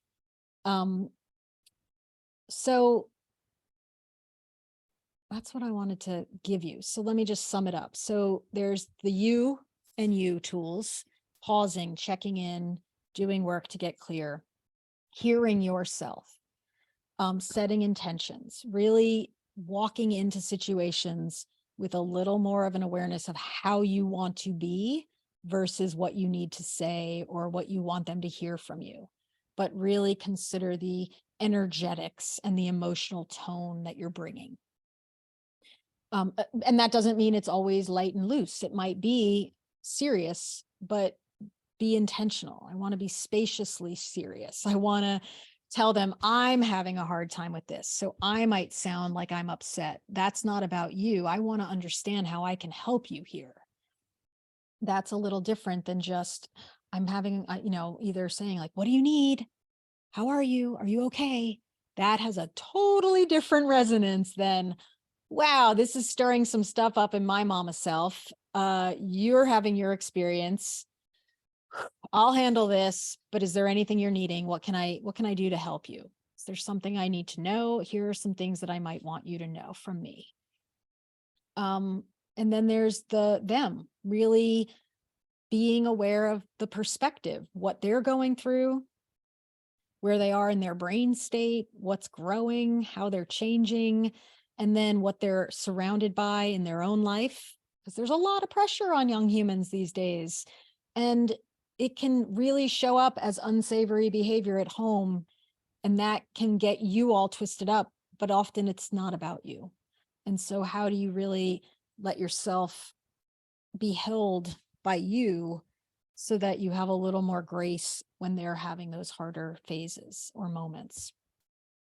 And then the relationship, what are you going for? What is the investment you're making here in the relationship, not just in the parenting? Oh, I have to keep these people going and alive and get them to their places. But okay, at this point, how fast time goes. You know that you had certain things you were looking for and not looking for from your parents in those phases of development. So when you consider these humans, who may have gotten a very different early start than you did with your parents, there might be a level of independence that they try on that is confusing to you because they feel secure and they still need you, but they don't want you in their biz as much. And so do what you can to find little ways to string beads on the necklace of this relationship while you can. And then have a lot of faith. Have a lot of faith in this unfolding and really keep cultivating who you are, especially in this phase, so that as they're finding their way in life outside of you, you are continuing to develop yourself and modeling that. You know, now's the time. You're modeling healthy adulthood to people who are now going to be more aware of that part of you than they ever were when they were younger, because it wasn't relevant. But now it's like, oh, how do we do adulthood? Oh, I'm going to look toward that person because they seem like they're paying attention to how they're doing it. Oh, okay. Or maybe it's finding other people in their lives who are showing them that. That's also something worth being aware of, that sometimes in this phase, the relationship that you have with them is its own relationship. And sometimes you might want other adults or older humans to, they might be the ones that can influence them a little differently than you. And that's okay. So maybe surrounding them with a little bit more extended family or people that you know and trust who really might be able to get in there a little differently. I mean, that's the value of living in a community, which most of us don't anymore. But there might be coaches, or there might be teachers, or there might be friends that you could say like, hey, I'd love for you to share this in a letter or in a afternoon that you spend with them, with my person, because I think they might hear it a little differently from you. Not the specifics, but something that that person, that you, a quality that that person has that might benefit your people. Okay, so those are some of the tools, and there's way more, but we didn't, you know, and a lot of it was in the course. So if you haven't done the course yet, now's the time. You're still going to get emails because we spread them out. There were 31 and we spread it out from 5 days a week to 3. So you're going to keep getting those. So use them. There's usually good stuff in there, the writing or the tips or links. Dive in and keep going. Don't let the course ending stop you, because you're just getting started. We're just cracking it all open. And the more you play with it all, and the more you just stay tapped in, go back to the course, go back to these calls, it's worth it. You've got access. All right, so now I want to do some writing. And what we're doing is I want you to write a letter to your people, and I'm going to give you the prompts to get you there. We're just going to do a quick pass because I want to spend more time at the end hearing from you and then telling you what's next. So I'm just going to get you started, and then I'm going to invite you to maybe go back and do it a little bit more, spend a little more time. And I said to the other group, this might be something you do yearly or even quarterly, because it's about checking in and recommitting. So let's do it, and then it'll make more sense. So what I started with was the prompt. Well, it's not a prompt, it's just a starter. Dear whoever you're communicating with, and this might be something you give them and it might not be. It's really for you, but you might show it to them now or later. So dear human, child, person, name of the person, whatever you would call them. In 2023, I participated in a 6-week parent development experiment. You could say called Not Parenting Mentorship. And first prompt is, and we're going to just do 1 minute on this. Here's what I learned about myself. So consider some of the things that emerged through this offering that you want to note for yourself and maybe share with your people. I learned about the brain. I learned how my brain works. I learned that I have to take care of myself or else I get freaky on you. I learned that I need to step back and be curiously optimistic about your unfolding. Whatever it is, 1 minute, see what happens.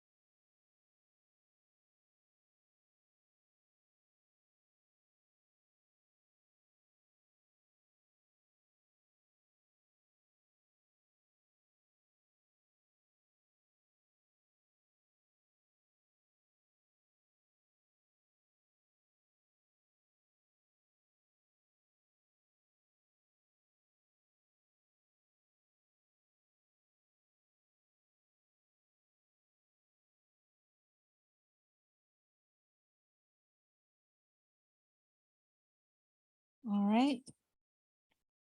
And again, you might be on a roll, so either join me or you can come back to it, but let's keep going. The next one is, here's what I learned about you and your development. So I took the course and here's what I learned about you and your development. It could be, wow, teenhood is really different than other phases of development. Wow, I learned about how clear I need to be about my whys and my value-based whys so that you understand where I'm coming from. I realized I had to be a lot more boundaried and I hadn't been doing that. So 1 minute, just see where this takes you.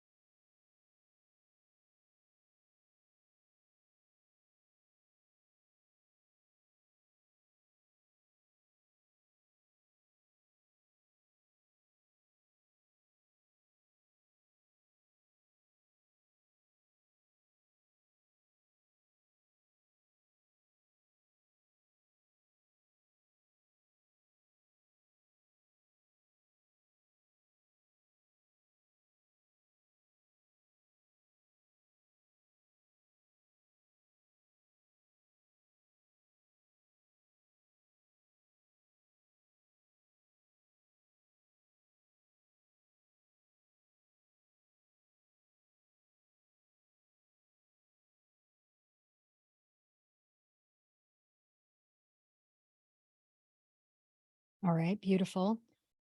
And then the last one is, here's what I learned about the development of our relationship.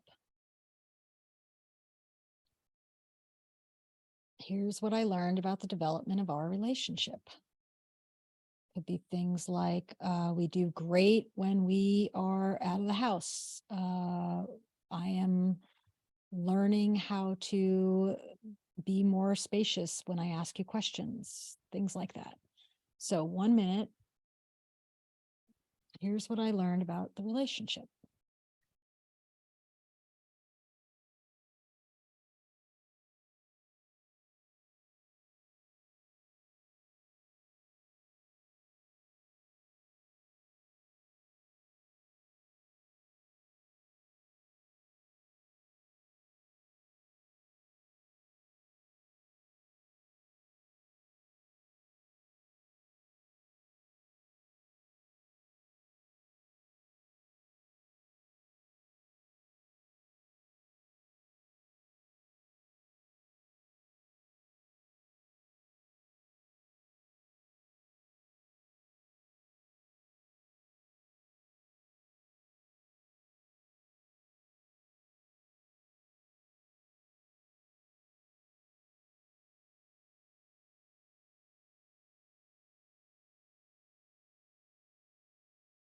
All right.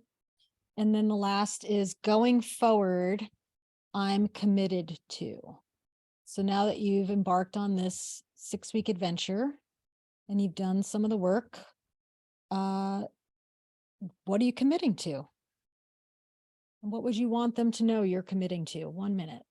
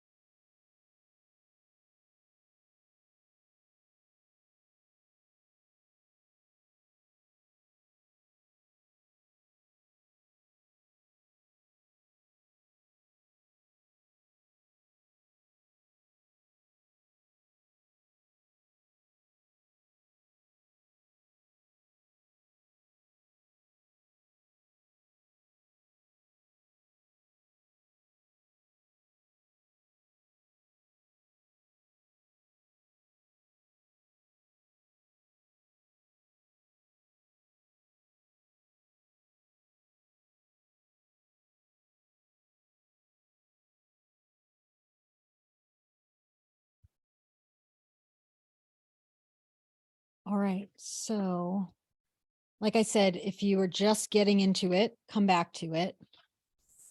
And if you are inspired by that little process, again, you might put it on a Google Doc and pull it out once a year, set an alarm on your phone, or put something in a calendar that says, check in on my learnings and my commitment to my people. And maybe you share this with them, and maybe you share it later, or maybe you never share it. But no matter what, taking that little bit of time to consider, like, here's what I'm learning about myself this year. Here's what I learned about them this year. Here's what I learned about our relationship this year. Here's what I'm committing to this year, or this month, or this week, or this day. Whatever you feel inspired by, try this, play with it. All right, so now I want to open it up for conversation and hear from you. Mainly, what are you taking? I mean, we made a nice little group list earlier, what people were taking from the classes and the course. So that's what I want to spend our time here doing. It's not, and if you do have deeper questions, you can send it to me in an email. We're not going to do a lot of actual coaching today. I really want to make this more of a wrap it up and hear from you. So, opening it up, what are you leaving with, or are there questions about the material that you feel unclear on? Emily. Hey, hi, Carrie. Hi. Hi, everyone. This is the first time that I've spoken in these meetings. So anyway, it's taken me this long to feel like I'm ready. So I'm looking forward to continuing the work through the emails and writing, and looking forward to possible next steps with you as well. And what am I taking with me? Well, the thinking, knowing, feeling tool has been super helpful. And James and I think James is in here too, my husband, we've both, we were reflecting this morning that out of all of the series that we've done with you over the years, our oldest is 15, we've both felt more engaged and like we've had a deeper experience this time than ever before. And, and that's because of just where we are, and something about this, this structure as well. But I'd say a couple of things that I'm taking away from this are, aside from that tool, the themes that I learned from you before and that have really resonated with me this time are, one, just taking that long-term view of the relationship. And it's time, it's time to step back and make more space to be mentors to my teenagers. And I've got a long way to go to get there. I've got a lot of work to do, but that's a process, right? So that's one thing. It's just that long-term view. And then the other thing that, you know, that I've learned from you over the years and that's really resonated with me is just how we have to be kind to ourselves. The feelings of guilt and shame and like we're not good enough.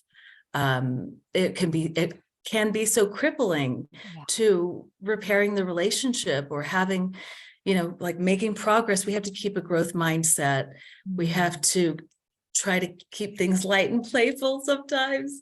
And that's really big for me right now is giving myself a second chance, you know, and then just making sure that I'm opening that up for my kids as well, helping them learn to do that. Beautiful. Well Thank said. you. Thank you. Thank you so Honestly, much. I'm so glad you jumped in. Thank you. Yeah, beautifully done. Thank you. Anybody else? It's always good to just have the reminders. So anything anybody wants to share is valuable. Crystal. Hey, I was thinking that I agree with all the things that she just said. That felt all really good and inviting. Another thing I would like to add is just really going through this and you illuminating the power of the pause. I just feel like it's so important. And I read this quote and I wrote it on my board because I look at it a lot. And it's the Viktor Frankl quote, between stimulus and response, there is a space. Yep. In that space is our power to choose our response. In our response lies our growth and our freedom. And I just feel like that's what this like class has been for me, you know, just to really dive into that and the self-care and knowing that through that, like that's where you said the magic is. Yeah.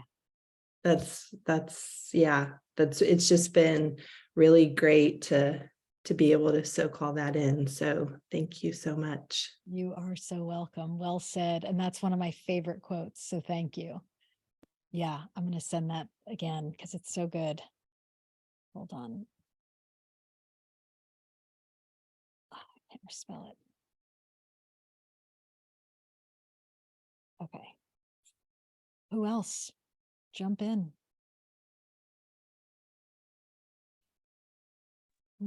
Well, I can just Robin over here Oh, great. or wherever I am for Really, I'm you. looking for you. It's so funny. There you are. It's funny.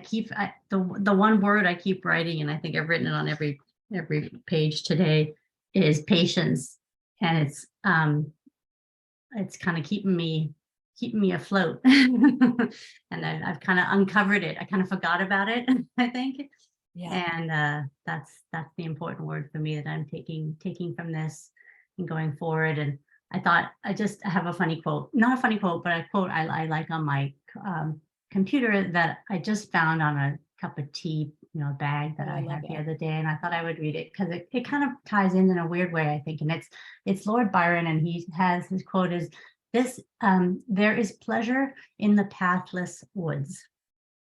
And I think that's kind of interesting because, there are paths, of course, they're not really pathless, but I just had this vision of, our lives as like this very wooded area. And, it seems daunting and, but there's pleasure in there. Pleasure in the pathless woods. I love that.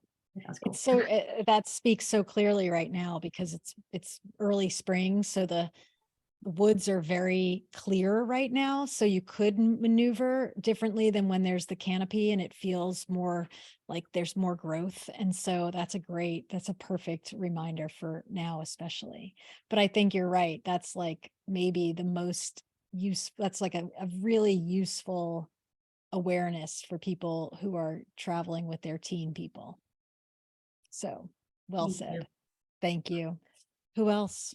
What else is stirring, or you've been trying, or you want to remember, so you're going to put it in the circle and just state it, because that sometimes affirms it a little differently in your own being.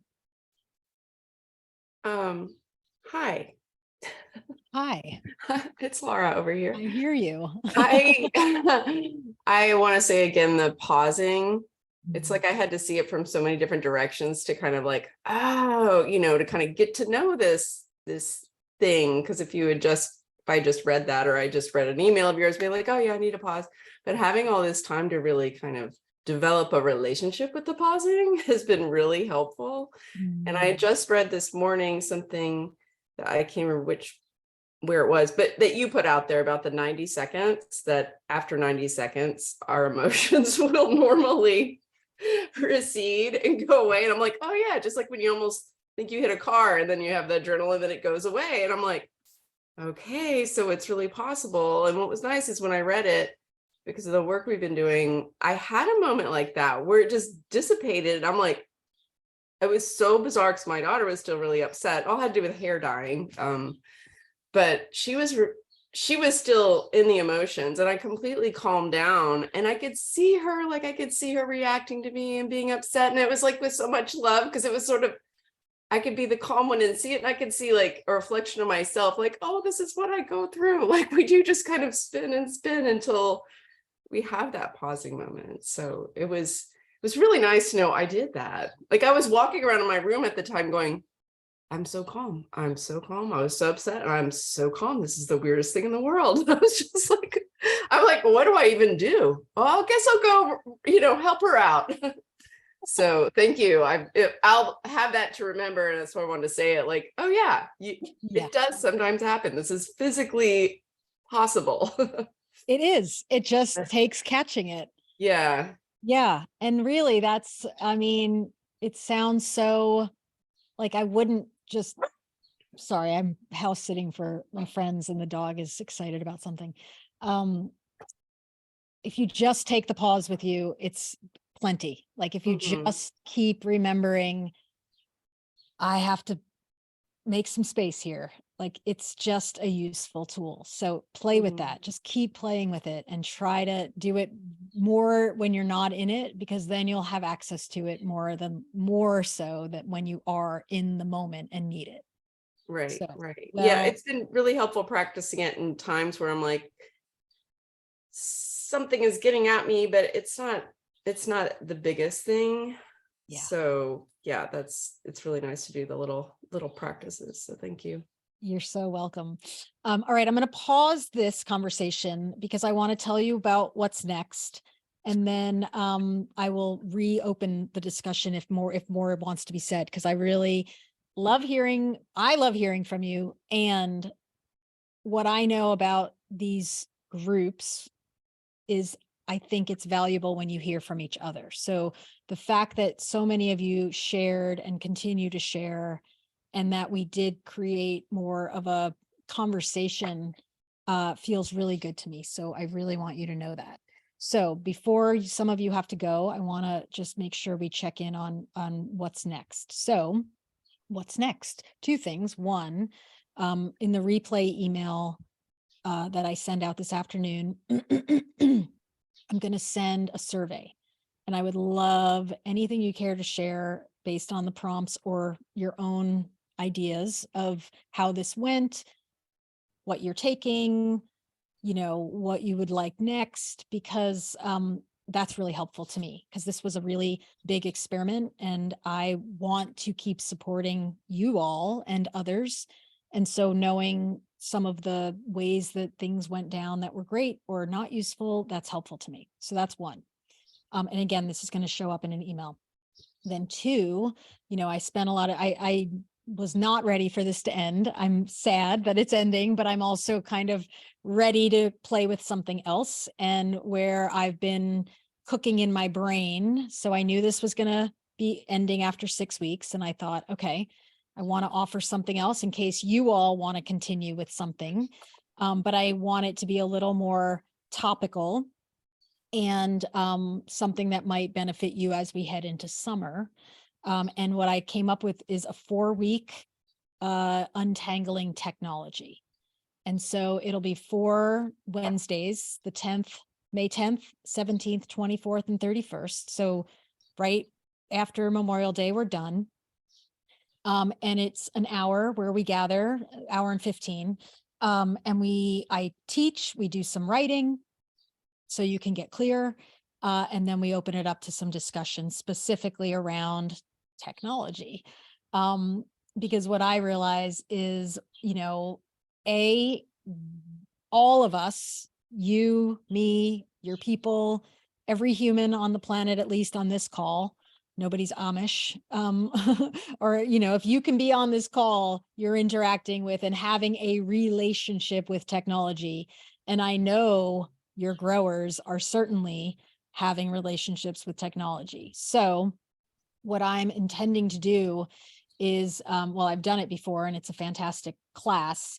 It's really a lot about getting clear on what are we doing with this? What are these devices about, and how are we using them to add energy? How are they taking energy? How do we want to be more aware and more clear with ourselves and with our people around the technology, specifically as we head into summer? And I'm not saying I can solve all your issues, but a lot of the tools that we've been using, when you apply them to the tangles that come up around the devices, you're going to be helping the short-term relationships you have with your people, but B, you're going to create some habits and some practices that are going to serve you and them in the long run, because this technological landscape is not going away, and they are being asked to engage with it even more than we can even imagine, because they're using it at school, and then they're using it to connect, and then they're using it to create, and it's incredible. And it's a little like you can feel like you're being pulled along. And that's what I want to help all of us take a step back, pause, and consider all right, how do we put this in its rightful place instead of feeling like a big jumbly swirl around it? So if that resonates, if that's something that is up for you in your family, or you just want to take a 4-week chunk to explore your own habits and what's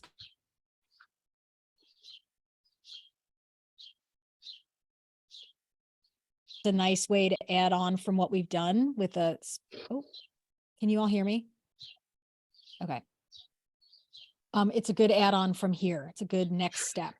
And then what I want to offer you all, because you're really dear to me for jumping in with this, if that does resonate and you do want to join me, if you sign up by Friday, I'll throw in a 30-minute one-on-one that you can use sometime this summer. So you'll get one-on-one time with me for the price of the 4-week course, which is $250. And you get the course, you get the weekly gatherings with me and another community of folks who are untangling the technological stuff too. So if that speaks to you, do it, join me. I would love it. And if you have questions or you want to ask me anything, just reach out through email and we can have a conversation. So that's what's next. So if you do need to step away and go on with your day, I sincerely thank you. If you want to stick around and hear more from others, stay, because I got time. So it's 1:01 Eastern time. If you need to go, great. If you want to stay, great. So any thoughts, questions, anything else you want to add to our beautiful pile of takeaways from this offering?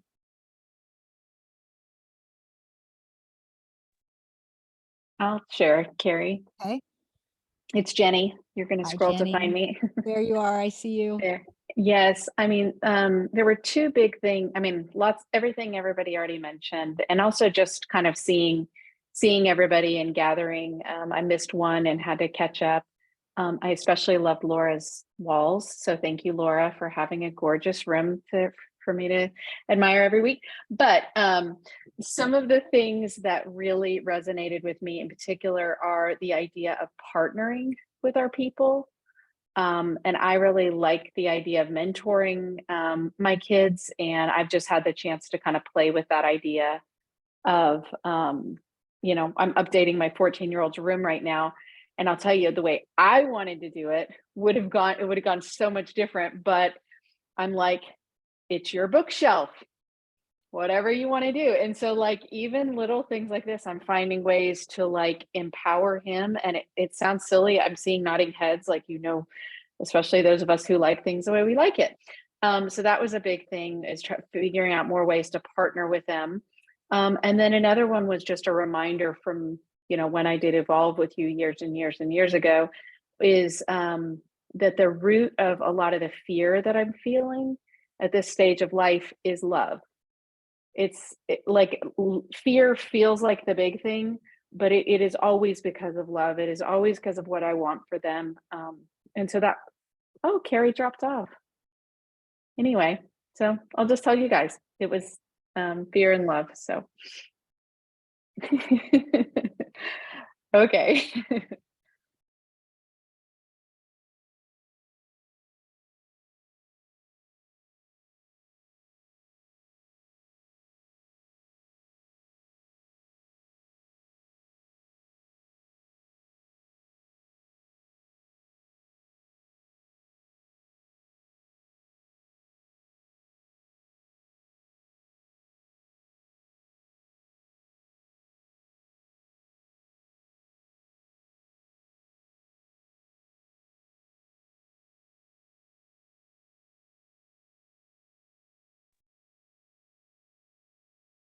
Can y'all hear me? Okay, I'm so sorry. That was the worst feeling. Okay, Jenny, please say the book. I heard the bookshelves. Now keep going. Okay, well, everybody else heard it. But Okay, what I good. said was but your face was frozen. So I was like, man, I'm really stumping Carrie with this one, is the connection with love and fear.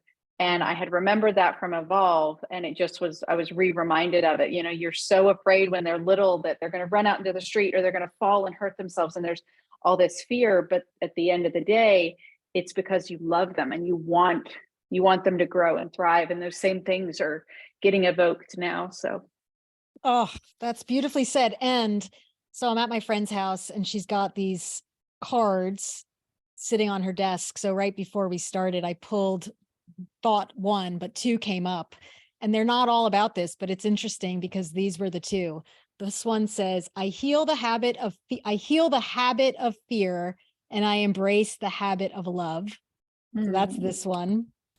I heal the habit of fear. And that we didn't even get into, but that's been sort of up lately, is like this idea that we're almost habitual fear. Like we go often, at least for me, there was a lot of my life where I habitually leaned into fear, that it was familiar, it was familial. And it was just sort of like what you did. You just go into the fear. And then the realization of like, oh, that's not how I want to operate. And I love that. I heal the habit of fear and I embrace the habit of love. That's beautiful. And then the second one, I recognize that I have chosen fear and I choose again. I choose love. I recognize that I have chosen fear and I choose again. I choose love. So that is really surprising to me because not all of the cards are about this. And I happen to get two that are. So Jenny, perfect like reminder that I wanted to share those with you and take those because I think they're valuable for all of us to remember, especially through teenhood. It's like, it's a choice. Am I in fear or am I in love? And as my very fabulous teacher, Bruce Lipton, used to say, you can't be in both at the same time. So you really do want to play with, okay, I'm feeling fear. Am I choosing those thoughts or am I choosing something else? And can I tune this inner tuner into love? Not always, but when you can, go do it. Thank you. Who else? Anything else you want to share? This is valuable.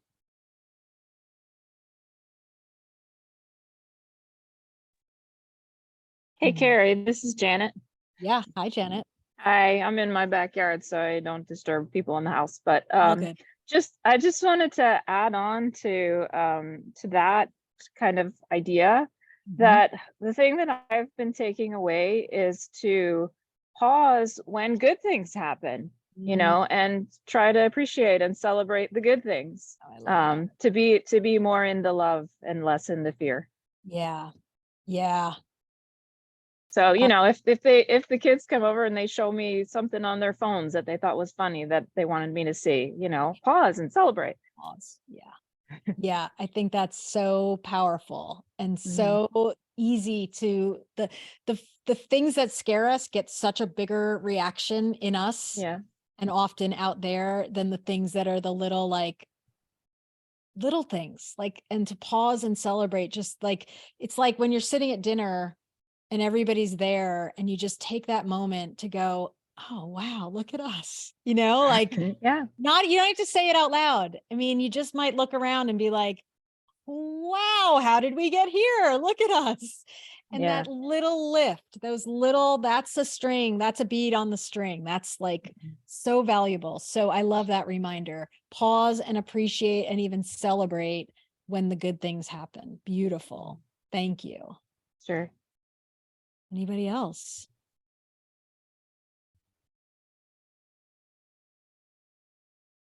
I just wanted to express appreciation for you, Carrie, and sorry, so much love coming up for me right now in connection to Carrie for creating this space, for guiding us on this journey, and all you beautiful parents out there who we're all going on a parallel path of similarity. Our kiddos are all different, we're all different, but with this shared intentionality of growing is just, I don't know, you can see it's like bubbling up in me of this joy and love and connection and hope and a lot of gratitude. So I'm grateful to all of you and Carrie for creating this. It's been beautiful. Thank you. I feel that. And I'm so grateful. And that's why I do this all the time, because my heart is like, oh, I just want to grab you all. And that is, it's so tender. It's such a time of development for everybody. And I just really hope I was able to create a little perspective, a little space, a little remembering of like, okay, we're good. Like, all right, this is challenging and we'll get through this. Like, that's what I want to offer. And so if I gave you a little sliver of that, I hope you felt it. So thank you, Tammy. I'm glad you were with us. All of you, really. Anybody else?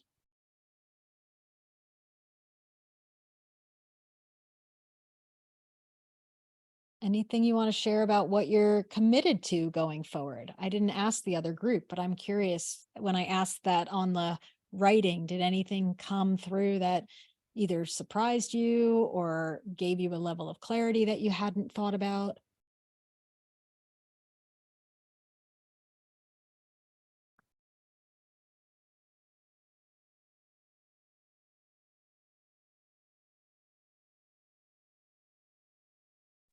And all good if not. Can you hear me? Yeah, I can. Hi, good. Okay, I just had a call. I have to go pick up my daughter from school, but what I wanted to say about what I feel committed to is that I've heard a million times about how misbehavior is stress behavior. And that's one thing, especially with my tween, but definitely, I mean, all of us, you know, I have these moments where it kind of freezes and I like look at the face and I think, yeah, that this is stress. This quote unquote misbehavior is definitely they're dysregulated and I need to just slow down rather than just keep going at the speed that I'm going at and trying to get all the stuff done. Yeah. So that one has hit home lately in a much deeper way. And I feel like I need to chew on it more and get some greater clarity about, I need to maybe journal and see, what are the different things that I can do in those moments. So that's what I would say is like just having that awareness that quote unquote misbehavior is stress behavior, and that we, she, they are all dysregulated. Yeah, exactly. And that it applies to us too. So that is so kind when we can remember, oh, I was just stressed. I'm not a horrible human. They're not doing anything wrong. We're all just trying to get through this, and it comes out sideways sometimes. And that is all it is. It's not personal, and it's not anything that it's like, imagine a world where we knew that, like where everybody, oh, that person is acting that way. Wow. What are they going through? That's such a big stress behavior they're acting on. So thank you for that, Pamela. Yeah, thank you. Yeah, I'm so grateful. All right. So Robin had to go. Thank you so much, Carrie and everyone. And then Meredith said, I have to go, but I want to say how much I appreciate all of you. Thank you for sharing. Many, many thanks to you, Carrie. I think we'll wrap it up on that. I mean it. Reach out if you have questions about untangling technology, you're not sure if it's right for you, let me know. If you want to share, we're going to do the survey. So if you have time, please take 5 minutes, knock that out, because I do want to hear from you. And I do want to keep supporting parents. And this was a different way that I've done it in a while. So if you're feeling like, oh, I want more of this, like I have a couple of ideas percolating how to go forward with something like this. So the more people are clear of like, I would want this, I wouldn't want this worked, this didn't, that's all useful. So please share. I would love it.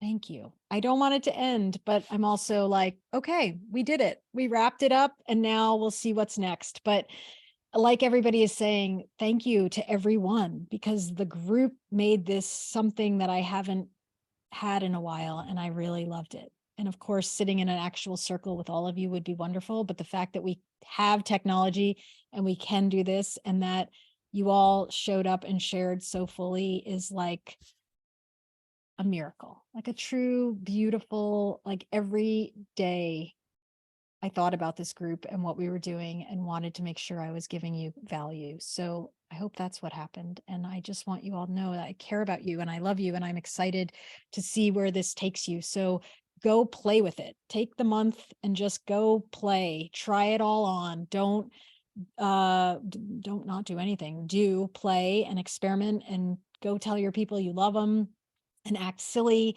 and let them be cranky, and just keep eye on the prize of the long-term development that if you're showing up to this, you're making good investments in your family life, honestly. So trust it and keep in touch, because I really want to keep knowing all of you and what's going on for you. So that's the end. Let's take a minute. I'm going to set an alarm. Let's pause and just feel ourselves here and now.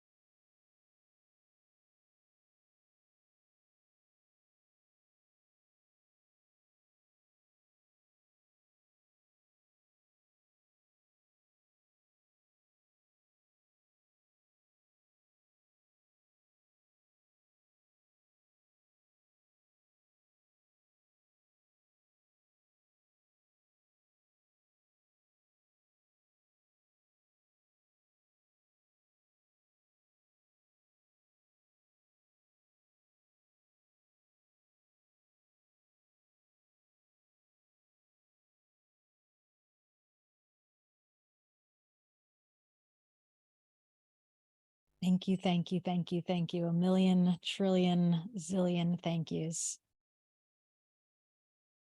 Thank you. Mwah. So much love. Bye, everybody.